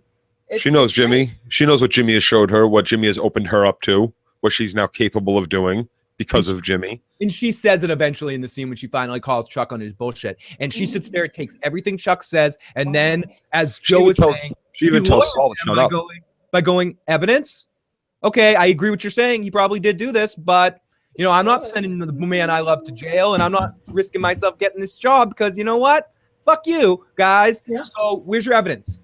You made him this way, Chuck. You did this to him. Scoreboard, you have no facts. Scoreboard. You didn't know anything about it. I believe he went off on his own and did this as some kind of twisted romantic gesture. I think you need to lie down with a cold washcloth on your head. Lesson on lying, kids. Everything Jimmy does here is wrong. Now that you know, you have no choice. I like it. This is a client. A client. I would know he was lying right off the bat. Well, They know. They know. everybody knows. There's nothing you can do. And that's why he never lies. Record. You have no recourse but to go to Kevin Wachtel and make a full disclosure. This whole song and dance is all about getting his client back. Good way. I'm sorry, Joe. I lies. just want to jump in the chat really quick. Tom says, even though paranoids are the enemies, just because you're paranoid doesn't mean they're Doesn't mean they're not watching. No, Correct. They're right every once in a while. And as far as Jimmy goes, Jimmy doesn't lie once. You need to put a cold washcloth. Oh, you're going back to high school. Oh, everything in this box is going to be falsified. He says thing after thing to disperse it, to throw suspicion on him being crazy, but he never lies to either one of them. He never puts himself in the situation where he has to be a liar as well. Fair enough. He deflects, he talks around it, but he does not lie to either one of them. He's not going to put himself in that situation. And as soon as you do that as a con man, you become guilty. Lying is. Oh, Critch. Sorry, just to give full credit, he was Tom was quoting Critch, so all power goes to Critch. # words of wisdom. Sam says it shows Jimmy's innocence and a sense of good heart that he doesn't want to actually hurt or straight up lie. Jose, piggybacking on what Joe said, or before Joe said that, you stick to your story, fuck it. And he does. And Jimmy makes sure no matter what, he sticks to his story. Listening to that self-righteousness in Chuck's voice, it's fingernails on a chalkboard to anyone who's ever had a falling out with a brother or their father. Listen, So much. Not in the least. If knowing the truth, they still you decide. can't stand the fact that they chose her over you. I can't stand the fact that my own brother stabbed me in the back. Yup. I can't stand the fact that you've deceived. What's that movie? It's from someone. You stabbed me in my back, right in my front. Well, I think it's like a Ben Stiller line or something. You stabbed me in my back, right in my front. Ruin this fine young woman. Ruin? What does it mean? Ruin 1850s. Oh, she's not ruined. I soiled her. What do you mean? Right. He makes a crass sex joke instead of like, no, her career, her professionalism. Yeah, she's. And then I expect him to. You're welcome. Thank you, KLC. And I expect him at the end to be like, "You can't handle the truth." Yeah. Here we go. This is where Jimmy keeps trying to defend. She's like, "Jimmy, shut the fuck up." Yeah. Fuck up, Jimmy. Don't dig your hole deeper. I got this. I got this. Yeah, Katie, exactly. She's like, you go in the car, honey. I got this. Like he's not even really trying to defend himself at all throughout. Anything he says isn't in defense of himself. It's deflection onto Chuck. Right. It's deflection onto Chuck and just kind of not, I don't know. And again, I think it's perfect to leave it on, to wait in the car, but you guys are so right. Absolutely right. Oops, sorry. Oh no, he's treading water here. He's just treading the water, trying to keep his lie above water here and trying to put it all in Chuck, defending himself. Again, the little brother thing, the parent thing, just trying to defend yourself against someone that lords over you a lot. And he's just going into a panic mode of, okay, Chuck, no, Chuck, blah, blah, blah, and back and forth. And Kim to the rescue. Dun, dun, dun, dun, dun, dun. I think he's terrified of what Kim's reaction is going to be. He doesn't know if this is going to turn her on him or is she going to stand by her man. And just to jump in the chat, Critch says, in these scenes, all three of them have chickens with bombs under their wings coming home to roost. Jose says, that line was from How I Met Your Mother. Stab me in my back, right to my face. Thank you so much. That's why it's you. Edward says, did you go into the code red? Now, a code red in Albuquerque means you had some bad text messages. Did you order that code red? Interesting. Oh my God. My cousin Craig calls when he eats at Taco Bell. He says he gets taco ass afterwards. I went to Taco Bell. I got myself some taco ass. Okay, Lily, please stop trying to attack Jimmy and defend Kim. Oh gosh, what is ironic about stab in the back claim is that Chuck has been doing it to Jimmy all along. She didn't ask him to do it. She told him not to save her. It says great stuff on this chat. Great stuff in the chat. Great discussion going on. If you're watching this later, join us live after the season finale. We will definitely be on after the episode airs next week at 11:30 p.m.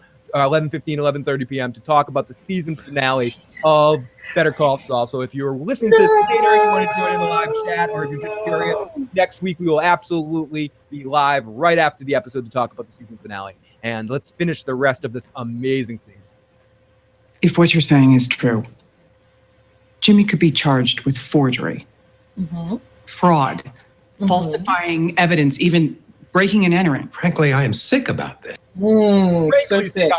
I don't give a damn. Yep. But facts are facts. What facts? What is your evidence? Yeah, Katie. Exactly. My evidence. Exactly. And then it comes down. We're all about How I Met Your Mother quotes, and then it's lawyered right here, Chuck. Lawyered. Oh, so hardcore lawyered. Prove it. My evidence is knowing my brother for his entire life. No, that's it. Family. Doesn't work as well. Doesn't work. Chuck, I think there's another explanation. It's a simpler one. And Kim is also talking to Jimmy here. Great point, Kelsey. Yes. Very good point. And what's that called? The simplest explanation being the most, isn't that like a Occam's razor? Yes. Occam's razor. The simplest solution is usually the Arkham. Arkham Asylum's razor. It's what the Joker uses. Arkham razor. There's the Gotham razor. It is the Gotham razor. Yep. There's the Joker jerk off, which that's my favorite. My favorite. I like that one. And when you do you're supposed to say, "Why so serious?" And will you dance with the devil with the pale moonlight at the same time? It's really tough. But you're already dancing with the devil in the pale moonlight at that point. Yo, why so serious, buddy? I did not. You're working by lantern light, squinting over 10-point tight for hour after hour. Mistakenly changing 1261 to 1216 would be the most natural thing in the world. It could certainly happen to me. I did not make a mistake. And see, the problem with that is to make the mistake over and over and over again. Every time you pull out a new document, you check it, you put down the new shit. She knows, Joe. She understands because of she seeing Jimmy, and she's just a good people person. She knows how to play Chuck for his insecurity here. And she calls him out on everything that he's doing, the way he's living his life, all his panic moments that are flashing in his head. She uses it against him. Yep. She uses all the information she has and fucking directs this right at Chuck. And it's just human nature. People actually make mistakes. Mistakes do happen. And like she said, candlelight and yada, yada, yada. Yep. That shit happens. It does. I can't even read my TV after a certain hour at night, like from a distance. I've transposed the numbers of my phone number so many times on forms. I don't know why, but it happens to me. It does happen. No, that you have a great affection for Jimmy. A great many people do. But please open your eyes here. You made a mistake. And instead of just facing up to it, you accuse your brother of plotting against you. You come up with this elaborate scheme. He's capable of this. You know he is. I know he's not perfect. So big deal. Corners. Jimmy this whole time is like, yeah, Mom, you tell him. But you're the one who made him this way. Yes. He idolizes you. He can't say anything to that. He knows he's right. The simulation. He knows she's right. Let's all simulate Chuck's face. He takes care of you. And all he ever wanted was your love and support. But all you've ever done is judge him. You never believed in him. You never wanted him to succeed. Wait, here it comes. Wait. You know what? Faith, here comes the finishing move. Finish him! Finish him! I feel sorry for him. Oh, bam. Finish him! And then in that moment, Chuck really does too. Chuck realizes, yes, she's absolutely right, and I have held him back. I have held him down. I have blamed him. I have judged him since the day Dad died, since the day he took the money out of the fucking till. And this is when she reaches inside Chuck's heart, does the finishing move, does the where is it? That goes finish him! It's funny, Katie made me laugh my ass off when I showed her the unboxing video when you went to Lotus chewing them. She actually screamed out finishing move. I almost pissed my ass off. Like, I was like, oh my God, why didn't Phil put that in? I should call him, take it down and re-edit it. I actually thought about that. Good job, Katie. So Chuck continues laying down what he thinks happened, and it's just a great scene between the two of them. And Did you play it? Did you play it? what was that? I feel bad for you. Yeah, she played it. Oh yeah, it played right when we're going. Oh, I feel bad for you. I feel bad for you. Yeah, I feel bad for him, and then her last line is, "I feel bad." Bad for you. Please don't. Yeah, and I feel bad for you. Please. Yep. And so then this situation continues, and Jimmy and her in the car afterwards. They get in the car. Love. She's screaming, punch him! Punch him! Bam, bam, bam. Randall says, I think what was so touching about this scene is that Screaming, punch him too. Kim, what? Violence. What? Really, Jimmy? Just drive. Yeah. Game over, Chuck. Insert coin. Kim's experience in melee really increased to 23 right there. I think what's so touching about this scene is Jimmy's finally getting validation from the ones he loves. Yes. Flawless victory. That wasn't just a victory. That was flawless victory. He has an Kim win- advocate. He's Kim never had an wins. advocate before. Fatality! Perfect! No, yeah, because she doesn't have a long drawn out like rebuttal. Once she starts opening her mouth, she doesn't stop combo until he's down. Until he's dead, yeah. Boom. Yeah, it's like the Terminator. He does not stop until you are completely dead. Yeah. So Chuck just looks crushed, and Jimmy carries the Mesa Verde files out, and Kim gets in and punches him in the arm several times. And that is basically everything in our episode that we talked about, except, folks, we've got that night Jimmy brushed his teeth and apparently secured a regular spot, and Kim's told her, gets bored. Blah, blah, blah. I'm sorry, there's one there last is more. scene we need to talk about. Two last scenes. When they're in bed together. Oh, they're in bed. They're in bed together, and she convinces him that We talked a little bit about it, but we did actually talk about that a little while ago. Sure. But this is that scene. Kevin interviewed some paralegals. And this, what about you? Finish the commercial. Yeah. I don't oversell it, but I think it might be the greatest 60 seconds in the history of television. See, Tomorrow Joe, you screwed it up because I wanted to do another scene before we went back to that because the greatest could be the greatest few seconds of the history of television because nothing else happened in this episode. We did not see full Saul fucking Goodman in this episode, and we did not see what happened at the end with Chuck in the copy cop. And that shit is some of the greatest moments of TV right there. My jaw was on the floor. I was Ned Stark. What you're doing and tune into Diagnosis Murder. I'll make a point of it. Love that show. Love it. Yeah, Diagnosis Murder. So more or less, like we don't have to play all this. She goes up. She goes full Skylar on him and goes, yeah.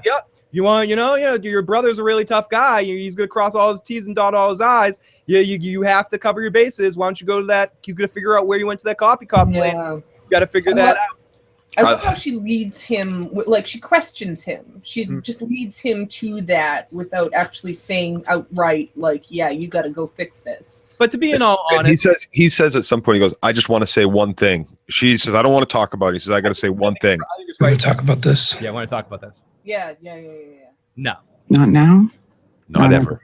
Not ever. Not ever. I can never know. I could never know what happened there. Don't deny it, Jimmy. Don't deny it. Yeah, and that's all I'm thinking. Don't say it. Don't say it. Yeah, You are meant for Mesa Verde. Ah, yes, Jimmy. I did it. I did it. He says I did it without saying I did it. Jimmy. She's like, well, since that's the case, get your ass down there. And he doesn't even he doesn't hesitate. He just gets the fuck up out of bed and goes. I was like, yeah. Oh my goodness. Holy shit. Oh, awesome. We got a Big J just sent us a picture of the family. Awesome. Very, very beautiful family you got there, Big J. Great to see you, man. Thank you for the image. It's good to have a visual to the voice. Lawyer.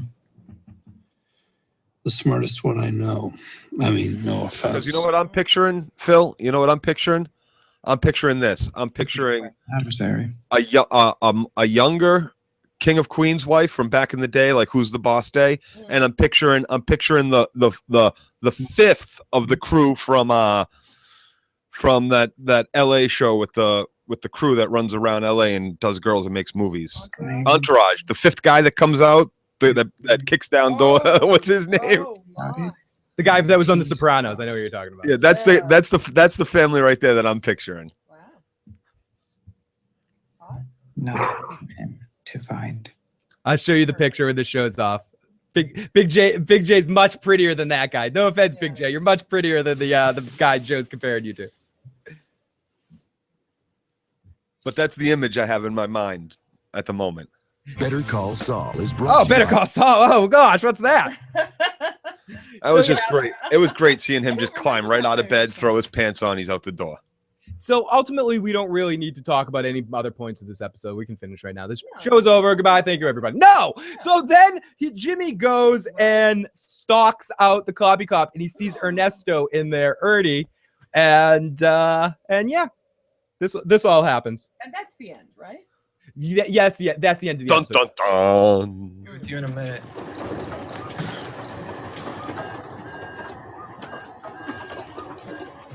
KLC's analyzing the episode. He goes, let me just say, I love the song that they use in the commercials. Me too.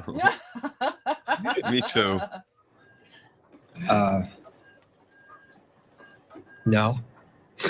I got a weird feeling you do, Lance. Here we go. One of the two moments of the episode. One was earlier that we haven't played the commercial shoot yet, but I want to play that at the end. This is... Tonight is a funny night. For some reason tonight, I feel like I've got all the answers. I'm feeling kind of like... I think he's like rubbing money all over his face with a $100 bill showing. You know, he'd give the answers before the questions. You know, Ed would give him the envelope, yeah? And Johnny would hold it up to his forehead, and he'd give the answer. Like, I know, and I kept saying, I kept waiting for this guy. Who the fuck's Johnny, dude? The envelope, and there's the question, what did the dead raccoon say in his will? Does that ring a bell? For your time. Good night, Olivia. Thank you for joining us. All right, well, let's cut to the chase. That guy who just walked out of here, his name is Ernie. I'm guessing he showed you my picture and asked if I was in here the other night. Now he's going to bring his boss, who's my brother. This kid's so sketched out, so the same nervous. question. Did you see that guy the other night? Did you murder someone? No. You feel me? You murdered someone? You feel somebody? No murder. Kill you? What? Rob a bank? What? No murder, rob a bank. No. Sometimes I go number 2 and I don't flush, but this is... I love that reference to the episode that he got fired in. It's a thing between brothers. And we're both lawyers, so... Right? I mean, that's a long and boring story you don't want to know. I love the sound of the copy machines going in the background too the entire time. Soundtrack. You end up with the cops. My brother might make it sound like that, but no. Just because it's a foreshadow to all the electronics that's in this place that Mike's coming Well, to, and that Chuck's coming to. Torture. And I feel you. That Chuck is going to walk into. Hey, tell me about the cameras. They go to a VCR in the back. And It might be hard and expensive. Right, so I'm on there now. How hard would it be to erase? How hard? It would be Extremely difficult. Could be tricky and expensive. Yeah, cha-ching. Expensive. Like $200. Aren't you so proud of this guy? I'm just Me as too. proud of this guy as Saul is in this moment. Yep. Saul's wicked proud of him. Saul's like, yeah, okay, you're not as big of a. You ask the right questions. You kill someone. You rob a bank. All right, sure. Let's get down with this shit. I'm in. And what he says here is so hilarious. He goes, You will go far, my young friend. "You will go far, my young friend." Which this leads, Young Padawan. young Padawan learner, you will go very far, my friend. So this basically leads into the scene of the episode. Really, the scene of Chuck coming in now with Ernesto. I keep calling him Ernie. To get the information, to finally to make himself feel good, to make Kim, to bring it to Kim and go, no, I have the proof. This is evidence. He's searching for hard evidence. And Kim was right. Kim again outlawyers Chuck in this moment by getting to Jimmy, and timing works out that Jimmy should have done this before anyway. Yep, Jimmy should have known. As soon as Chuck said, "Where'd you go?" Some local little printer copy shop. Like Jimmy should have been running there already. Are you kidding me? Jimmy, being Jimmy, knowing who Jimmy is, knowing who his brother is, last episode when he was making all these fucking furious copies, he should have walked over to the guy and been like, boom, I was never fucking here. No, you're right, Joe, in the sense that it was part of it too. It should have just been part of his whole plan and his whole setup to begin with, would be going to the coffee. We had to get Kim involved to cover up and to be on his side. And somebody has to be on Saul's side at some point. Yes. And Jimmy's still starting to figure it out. Big J said it's okay to share the picture with everybody. So let me show you guys Big J and his family. It's great. There's Big J and his family. I think, is it up on the screen now? Yep, there it is. Oh, wow. There it is, guys. There's Big J and the family. So good looking kid. Yeah, great looking kid, great looking family. Thank you so much, Big J. It's so great to have you guys. And you're definitely the lucky one of the crowd there. Yeah, so there Sorry to say Big J. But good looking family, all of you. Very good looking family. Thank you so much for sharing that picture. And if anyone else ever wants to do that, you could always text them to 781-990-8509, and be happy to share some faces to go with names. But I think most of you guys in the chat can see a little picture next to it. Big J is one of our friends that calls in, so it is it's great to be able to share him and the family on the show. Kid is cute, man. The kid is wicked. Yeah, it's a freaking super cute kid. So here we go. Let's play this last scene. Craft Mama, welcome. KLC says, great fam, man. That's a sharp looking family, says Edward. Oh, the baby, says Sam. So yes, play the sound clip. I want to hear it again. Here we go. Enough of that. Yeah, Lance, I'm Charles McGill. My associate spoke with you earlier, and he showed you this photo on or about the morning of the 18th. This person was here in this shop. Is that correct? On or about the 18th, early morning. Huh? You sound like a cop, man. No. Well, I believe you told my associate that he... I want to say something. I just want to jump in the chat for a second. Slippin' Jimmy always makes mistakes that might get him caught. The adrenaline factor, Saul covers his bases. So, and that's a big deciding difference between no half measures with Saul Goodman. Here, we make copies. Yeah, but sorry, no. Yeah. Sorry. See, and at this point, I'm thinking, okay, Chuck's going to get weird enough where this guy's going to call the cops, and Chuck's going to get dragged out by the police, and it's going to be a big scene. Yes. You know, maybe an ambulance because he's obviously distressed. Right. And then wow.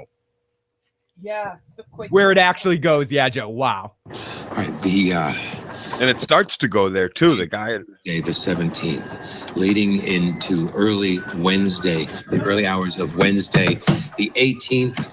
Were you in fact here? Can we establish that? I mean, I work graveyard, so yeah. Stay strong. Was this man here making copies? of Jimmy's watching from across the street. And what's awesome about that is the audio, The shadows. of the clear audio when it's on Jimmy, and then hearing the buzzing slowly creeping in the other scene. And getting louder. It's getting louder too. I don't think so. Well, earlier you said that he was here. Now you're saying that he wasn't here. Which is it? Yeah, well, when that guy showed me the picture, I thought maybe. But now that I'm seeing it again, sorry, don't know what to tell you. Guess I was wrong. Yep. Listen carefully. Louder. I am an officer of the court investigating a felony. So you're a cop? No, I'm not. I'm Listen, McGill, maybe we better get you home. Thank you, Sam, for bringing that up. Also, in this scene, when you see Jimmy approaching The girls. the copy shop and stuff, initially you see him walking across a wall, and you see clear more than any other scene since a Peter Pan that you see a shadow. They focus on Jimmy's shadow, the Saul Goodman, the Jimmy on his back, however you want to look at the two sides of him walking through. And when he walks into it's just exceptional use of shadows that just reminded me of a Peter Pan kind of thing. Not because of the association to Peter Pan, just because of how pronounced they made his shadow on that wall, creeping around and showing the dark side of him and how far he will go to protect everything he wants to protect. Really awesome stuff, and really the stuff that you become conditioned to after a season of watching Vince Gilligan and crew shoot shit, but still never relents itself for being completely fucking awesome. And this scene is just so awesome. Thank you, Sam, for bringing that up. Yeah, him hiding in the shadows is amazing.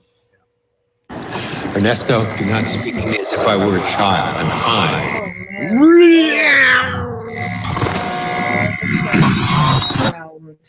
Bombarded. The girls are in the corner making copies, getting freaked out by the whole scene. And I have a moral and legal obligation to get to the bottom of this matter. Freak out! The bottom of what? Forgery, fraud. Sam was saying this last night. The stark contrast between Chuck and Jimmy when they're trying to get something done in this situation, and how Chuck is good in formal meetings, put him in a law office where he makes sense and he knows how to, that's his basketball. It's like putting Larry Bird or Michael Jordan on a basketball. It's like we're home. But ultimately, you put Chuck in I have to schmooze with some guy and get information out of him. It's just like to keep information in him. Regular guy. It's like watching a car wreck. Yeah. Jimmy's good in a room with anyone. Jimmy can talk to anybody. He's got that adaptability. Yeah, he'll talk to a lawyer, he'll talk to a banker, he'll talk to a stockbroker, he'll talk to a drug dealer, he'll talk to a bartender, he'll talk to anybody, and all of those people are going to think, wow, this guy gets me. This guy's on my level. In any of those senses, in any of those cases, like, it's amazing. He's really like a chameleon. Yeah, Chuck's too arrogant. The chat is cracking me up. Yeah, Chuck's all fucking Mozart and Ernesto and like the fine wine with his wife in that scene earlier in a different episode, and just Rebecca. Edward Shear says graveyard slap. Love the passive aggressive build up. Only thing missing was a slight Darth Vader breath. I wonder if Michael Slovis was the DP. I could let me try to check on that by the end of the show. Vince Gilligan take over The Walking Dead. Chuck got a boo-boo. Chuck is doing exactly what Jimmy warned this that he would do. Rich says the writing, directing, acting, sound, background, etc. You get the feeling everyone in the show are in it for the love of the art, the love of it. And I this is the first podcast I haven't mentioned it yet earlier. Listening to the Better Call Saul Insiders podcast, where you hear all of the people that work on the show. It's a lot of people that have moved on to other projects post Breaking Bad, and they all come back and made room in their schedules to work on this if they possibly could. So it's like a lot of people that they have working on the show. New Frontier.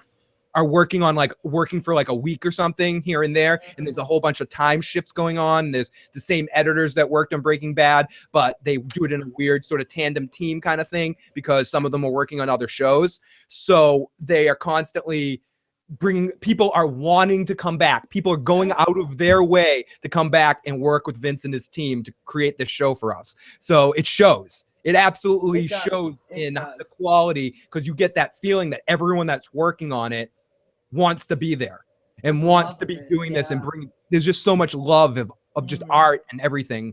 It's so fucking beautiful. So let's listen to the end of this scene. Finding evidence. Oh my gosh. Oh. It's so hard to listen Breaking to. and entering. This guy, is he okay? There's nothing wrong with him. I love that. Not okay. This guy is. Yep. And then that's just where I really start thinking, yep, he's about to call the cops. It's going to happen. Threatens it here, Joe, too. Yep. Twice. Break and Right? shut up. Right there was that weird, that weird, trippy, weird flash thing going on there. What do you think of the choice you're making? I already told you he wasn't here. What do you want me to say? I want you to speak the truth. I know he was here. I know what he did. Tell me what you told Ernesto. Stop trying to change your story. Excuse me, sorry. Stop How do we get this to do 11 by 14? No, excuse me. We are having a conversation here. Oh, Chuck. Great. Well, it's easier if I show you. Look. Look, motherfucker. Dude. Okay. I don't want to. So just get him out of here, or I'm gonna call the cops. Okay? Do not walk away from me. We are not finished here. Done talking to you, man. Breathe, Chuck. Breathe. Whoa! Oh! That was the sound of his head hitting the counter. Holy shit! Ow, right on the corner. Call 911. Oh, damn. Wow. Yeah, and Jimmy's just in the back and like cross the street. Jimmy, yeah, he like starts. Call to 911. go. Why is anybody calling 911? Call 911. Oh, Call my 911. brother. Call. Shit, what did I do? Call fucking 911 now. So I am looking at the full cast and crew right here. And while we're waiting for me to find this information and that amazing scene ended, I saved one thing for a joyful finish of this episode. And that is, of course, when we get full fucking Saul Goodman at the elementary school. Like, maybe if it wasn't for that Chuck scene from a more intensified standpoint, this might have been my favorite favorite scene. But from a funny end, this is my favorite scene since Squat Cobbler stuff. This is just pure Bob Odenkirk being funny at his best. Yep. Nice.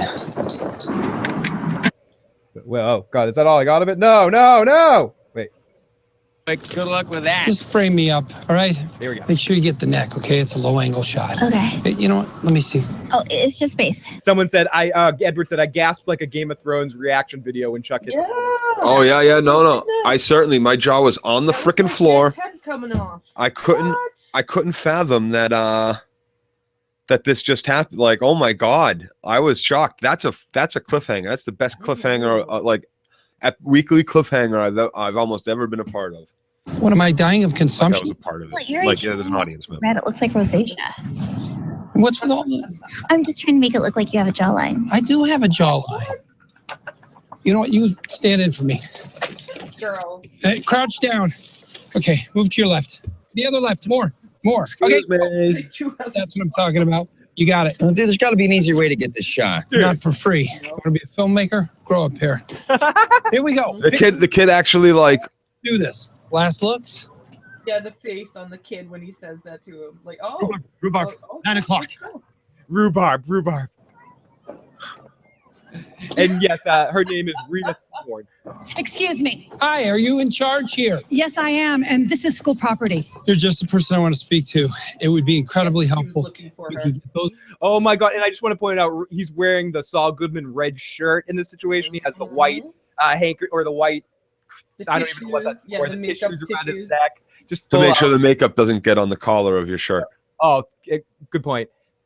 And that building over there, to just keep it down for a bit. Just give them a worksheet or something. I mean, just 2 or 3 minutes, just for sound. This is school property, and no one is allowed here without permission. Of course not. Oh man, the You didn't speak to Annette. You didn't speak to Annette. In the superintendent's office. Do you know an Annette downtown? I don't think so. Of course. Well, I'm sorry about the mix-up. We're shooting what's called an establishing shot. 5 minutes tops. You're not shooting anything until I'm clear on what's going on here. The documentary. We're making a documentary. That's I was told there was a display or a plaque of some kind. Would you know where that Every would- school's got one, right? Yes. Everything's going in all, and you're right, Joe. All the people of his whole entourage thing, they didn't need to follow him over here. They all follow him. They're all watching with mouth open wide. And the new member, the makeup girl, is hilarious. Like, all of her facial expression. They did an excellent job in casting such a small part. Just her interactions with him in these moments. It's just really top-notch, funny Saul Goodman interacting with his secretary kind of things going on. It's I couldn't get enough of it. Like she Because has of who open went to her school mouth and here. almost ruin everything. What was that, Katie? When she opens her mouth and almost ruins everything. No, Isn't that guy English? but as far as that goes too, one of the other crew members knows something about this person that they're talking about, so it lends credence also to the fact that they are making this documentary about this person. It adds to the lie. It adds to the lie. Who here? Rupert Holmes. That's who the documentary is about. I'm sorry, who? Rupert Holmes. You know. Let's all sing along, everybody. Rupert Holmes. The singer-songwriter. You know, the Pina Colada song. Rupert Holmes. I mean, sure you do. Yeah, of course. I love it. He sings it, and he knows these ladies are gonna love it. Coladas, getting caught in the rain. If you're not into yoga, and you gotta have a brain. brain. If you like making love at midnight in the dunes by the Cape, see? Look at her face. Rupert Yeah, Holmes. she knows. She knows Rupert. Class of 64. He still talks about it. But the school was built in 71. Oh, stop. That used to be here. We're taking little, what do you call it, artistic liberties. He's so quick. Rupert Holmes, English? Shut up. Good trivia. Yeah, and that's some great trivia. Well, I think I just heard me in the background yelling "shut up" at the screen. He spent his formative years right here in Albuquerque. I'll tell you what, why don't you call Annette down in the superintendent's office? Yeah, this inspires me to write a new song, as Edward says. If you like recaps at midnight and rants about shitty television, then you gotta watch the issues. Something, something, something, something. I don't know. I like it. We'll just stay here Yeah, I started okay. I gotta workshop it. till you get official word. Well, if you don't mind waiting. Not at all. We don't want to break any rules. Shouldn't take very long, I'm sure. Both of you just go. No promises, but I'll see what I can do about getting the kids to quiet down. This is full on use of the property, the American flag in the background, explanation of the story down to the red, white, and blue suit. Full on Saul. That would be super helpful. Ooh. Oh, I'll perfect. see what I can do about The kids, yeah. And we've got Big J on the call. Welcome, Big J. If you like Pina Colada, Rain. I love it. I love when Saul sings. I love that. It's great stuff. That's great. You ever hear the words to that song? Oh, that. Yeah. Fucked up shit. That was the wife sending you the pictures, by the way. Oh, awesome. Thank you so much. Yeah, she thinks she's part of the family now. I gotta X her out a little bit. You know what I mean? I don't. Yeah, that was from like 2 years ago. Joe likes my son, huh? Good looking kid, right? Oh, he's adorable. I take. Oh, he's already a ladies' man. I take him to the restaurant and he's grabbing the waitress's ass. The hot looking waitress. He's. Think I got problems? He just I got charmed the issues, crow. Phil. He just. Big J got issues. That's why I call Phil the issues guy. You got tons of issues, man. No, brother. I'm gonna help you with your issues. Let your son be. You are already, brother. You are. Thank you, are, man. believe me. Yeah, I'm the lucky one, right, Joe? Yes, yeah. that's a good-looking family you got. Yeah, gorgeous wife. I got a gorgeous 20-year-old son. daughter too. You got to see her. Hey, don't be showing her. No. Keep her locked up. Yeah. What the hell did I want to say now? She's a baby. What the hell was I going to say? So, yeah, listen. If you got next year, I want to throw like a Super Bowl party, but for Better Call Saul for the final episode. It's too late now. Ooh. I'd love to like get everybody together, man. I'll drive up. I don't care. You know. I'll bring the pharmaceuticals, whatever the hell we got to do. Sandwiches. Well, the wine. big sandwiches. Sandwiches. Yeah. And if you guys are ever in New York, I'm not just bragging. My wife Maria, I've been to every Italian restaurant in Little Italy and all over Manhattan. Nobody makes meatballs like my wife. Oh, dude. And You're speaking like my heart now, dude. You're speaking with my heart. Yeah. Joe, and Katie and Phil, you guys got a front at my table anytime, man. Oh, You guys, thank you. You got my number, right? Yes, I do, my friend. Thank you so much. And if we ever do come around your way, we'll definitely look you up. Yeah, you Yeah, guys. next year we gotta have a big Better Call Bash, man. You guys made this so much fun. Nice. Better Call Dash. I like it. I like it. You too, man. Thank you for joining. Thank you for joining our family. Hey, one thing, I tell you, I know you're not there yet, but as much as I don't like Chuck, I got the fuck Chuck shirt. But, I see what Maria's saying a little bit. I do see, but he's a scumbag, man. Yeah. Agreed. Even though she was sticking up for him, she was right. He listen, and even that other piece of shit. Like when he left the office, we gave you opportunity. You didn't give the guy. I don't want to go backtrack too much. That's fine. Give him opportunity. Every time the guy was bringing you clients, he was just trying to do something, and every time he tried to get creative, they kept shutting him down. His brother. So she was right what she said. I mean, he's changing addresses and stuff. Hey, listen, that's who he is. He did it in high school, as they were saying. Aww. Part of his So it's friendship by blues, man. But one last thing, poor Chuck, man, the way his head hit that fucking thing, dude. I Oh yeah. In a long time. No, it was like De Niro hitting the dude's head on the Untouchables with the pop. I don't even know how to film that. That was just like, that evil sound, right? Evil sound. No, not at all. But that was just from a television moment. That was just intense as shit. It was one of the best moments ever. And then Open just mouth, with quiet Saul for afterwards, 5 call 911, like fading back more into the shot. It was wow. He's like a pit bull, like Jimmy is. They're both a pit bull in two different ways. Like he's just like, I know you seen him. You're trying to change the story. Like, he doesn't give up. Yeah. He doesn't give up. And you know what? He didn't tell the full story either. Yeah, he's sitting there telling Mason Verdi, he's selling him a line of shit. He's telling him, I read Banker's Digest, and I read this, I read the Wall Street Journal. You didn't tell him that you can't leave your fucking house. You know what I mean? Yeah. It wasn't full disclosure. No, not at all. Not even a bit. Not even a bit, right? Not even a bit. All right. Listen, that was it. I'm my last call of the day. I love you guys. We got one more week to make this very fun for you, man. Could be great. Oh yeah, love. Have a great night. If you're in New York, you better come over with some fucking meatballs, or I'm gonna come find you guys. Dude, mouth is watering. Food Dude. anytime. Watering. Oh, sorry. I Big J, have a great fucking week, buddy, and we will talk to you soon. I just posted up. Adorable baby. This is Kraft Mama's baby, who is laughing and sleeping during the pina colada song. Nice.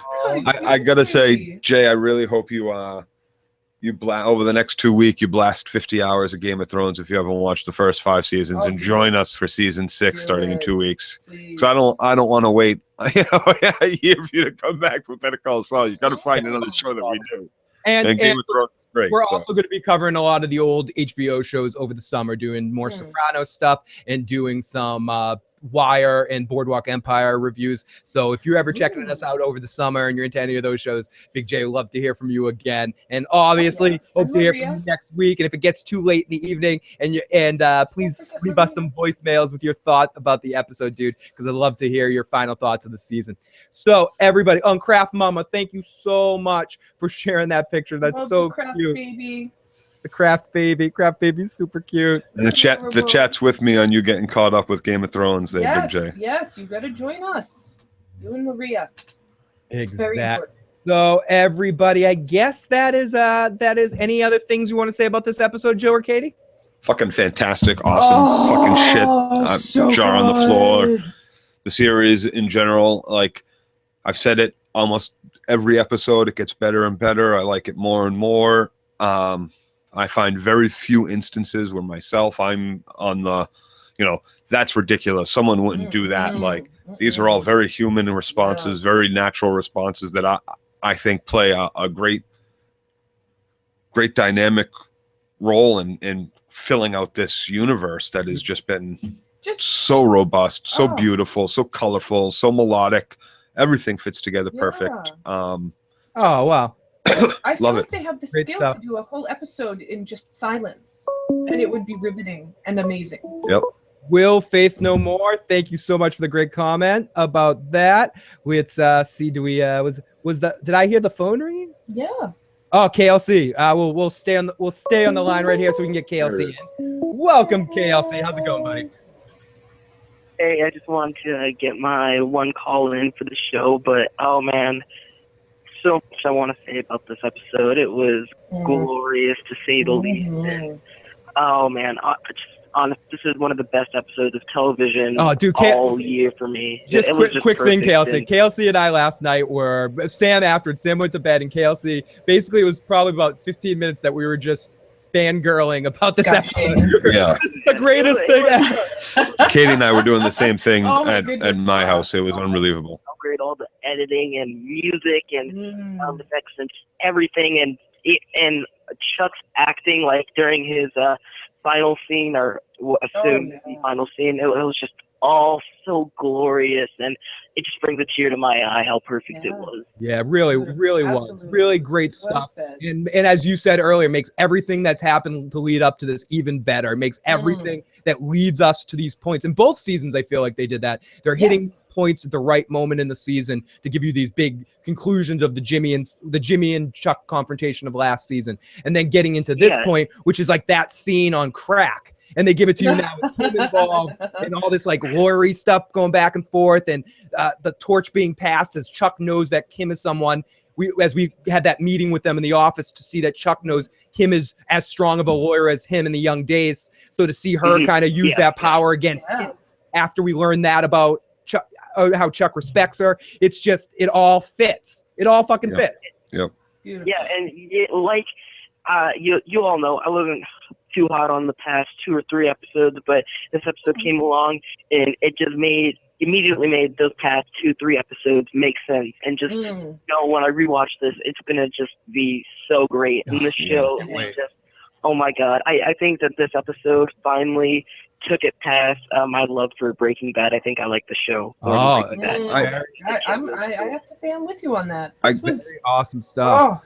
I gotta say, like, there was an episode of another show we watched recently where some action happened right towards the end, and we were both on the same page. For we were like, when it comes back, we want it to come back at that moment with that action when Rick's like in that moment, and we didn't get it. What this show does is like when we went away last week, we had Mike making that hose, and it's a small cliffhanger. What's he gonna do at that hose? What's that hose being used for?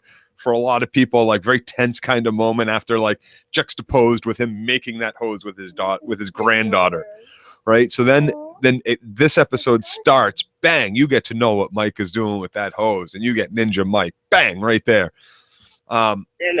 This does that a lot, and I'm hoping it does that again next episode with the head. Yeah, and something about these 10 episodes season shows, just I think this is one of the greatest formats for TV, because just something about them makes the creators want to do something awesome on episode 9, and then that way you get some relief on episode 10, and you don't always have to be stuck with a cliffhanger and being so antsy for the next season. I just love it so much. Perfect. Yes. Perfect. Well said. Perfectly said. Have a great night, KLC. Great information, great content as awesome. We'll talk to you very soon, buddy.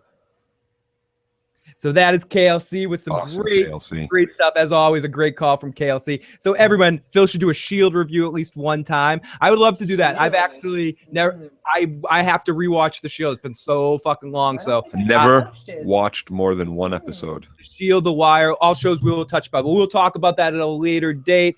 Everybody in the chat, thank you so much for joining us today and joining us for the discussion. Thank you very much, everyone. If you haven't already and you enjoyed this, please hit the like button. Please hit the subscribe button. Check out where you can find us in a bunch of different places in the description box below. You can find the link to the Google Plus Hangout, find the link to the Discord group so you can keep the chat going 24 hours a day, 7 days a week with some of these the best people in the world, the friends of Phil, one big issues family, as Kraft Mama said. We are so lucky to have all of you guys joining us, and we're so lucky to be able to talk to you guys about these awesome episodes. We got one more. Huge thanks to Big J and for the invite to his family. I'd love to have those meatballs. You have a seat at the house issues table any day as well. We all got some issues. Joe? Yeah, most of our food won't be homemade, though. We don't really cook. That's why we need Maria. Homemade microwave, but yeah. I had a question before. I didn't realize you were about to swing right into that extra. But what was your favorite moment of this episode? Because there was some really good. I said it a couple of times within the recap. It was the Chuck scene with Kim. The Chuck scene at the end, yelling at the copy. Okay, the thud. The thud, the Kim and him scene, or the Saul at the elementary school scene. It was tied for every scene in this episode. Okay.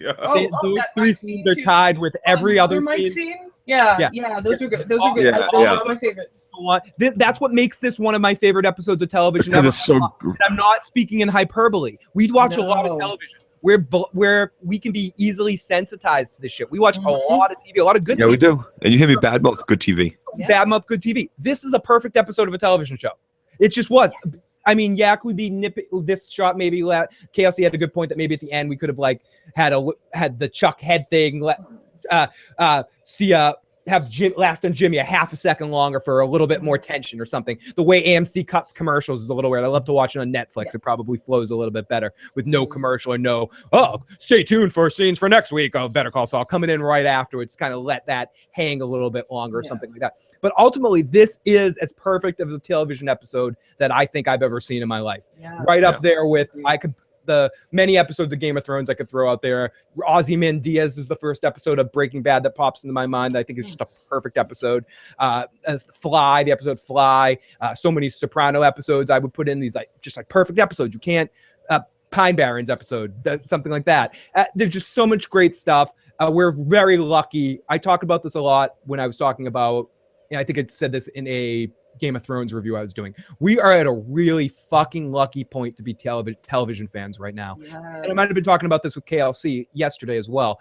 We are in this era where we have so much awesome television that's going on right now. And this show is right at the top of the list. So guys, we will be back next week to talk about the season finale of Better Call Saul. Everyone have a good week. We'll be back on Thursday evening or Friday afternoon to talk about Vikings. We will talk to you guys very, very soon. Have a good night. Peace. Have music? There it is. There it is. You're gonna be to dance, dude. Yeah, I know. You're gonna be hear yourselves in a second here, guys. Moi. It's a stolen horse is real. It's Groundhog Day on a 3-day course. Final man starts to strafe. Keeps his weapon. If you want to be safe, run around like a stick in the mud in the fair. Wait, guys.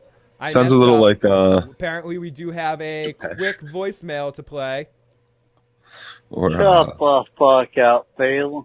There we go. There we go. Had to get that in before we call it a day. Song. Thank you, Tim. Love you, Tim. Love fucking getting to hear from Tim. And how dare I interrupt a song? Sounds a little like the Revenge of the Nerd song. Back. Here we go. Rains in the mouths of floods. It's funny how evil can push politeness. You can't fight. It's a time crisis.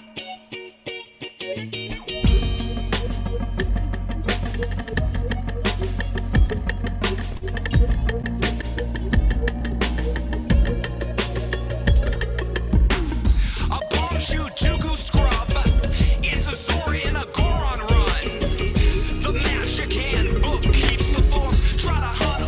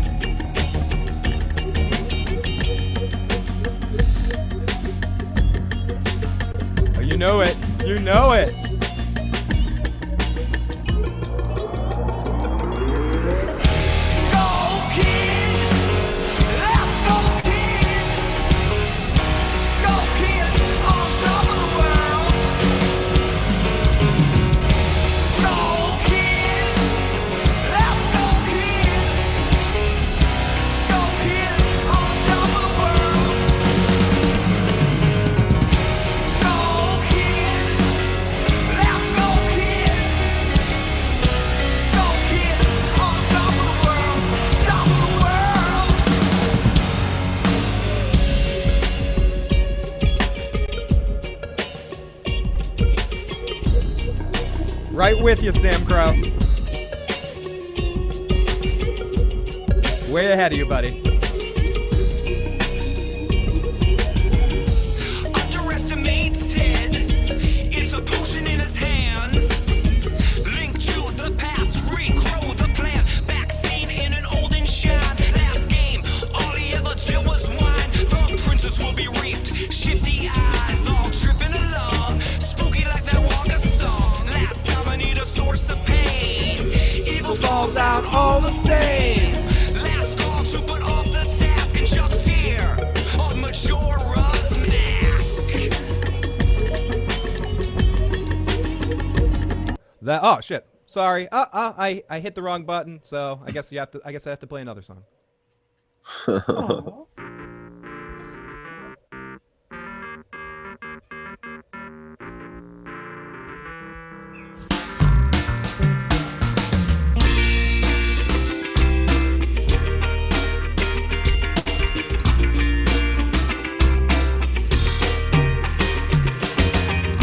Those nipples are making me lonely. When you bite off that ass, you know you're all just a little bit phony. Now on the town, searching for that goddamn reason. The reason that separates us from the animal kingdom. But you cannot, you lost the will. You're heading for the future, heading to kill, heading for a path filled with coke and blow. Bananas and AIDS, bananas and AIDS. When I stop my brain out, try to find some hope. Your meaning, your reason cannot cope. Down on the town, searching for We love you, Will. We're so glad you were able to at least pop in and see us for a second, though, buddy.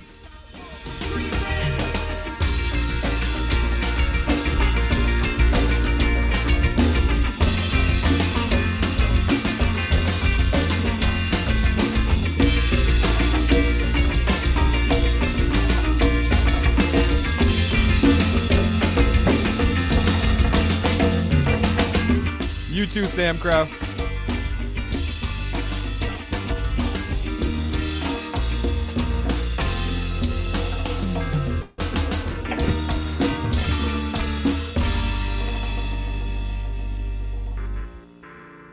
Good night, everybody. Talk to you soon.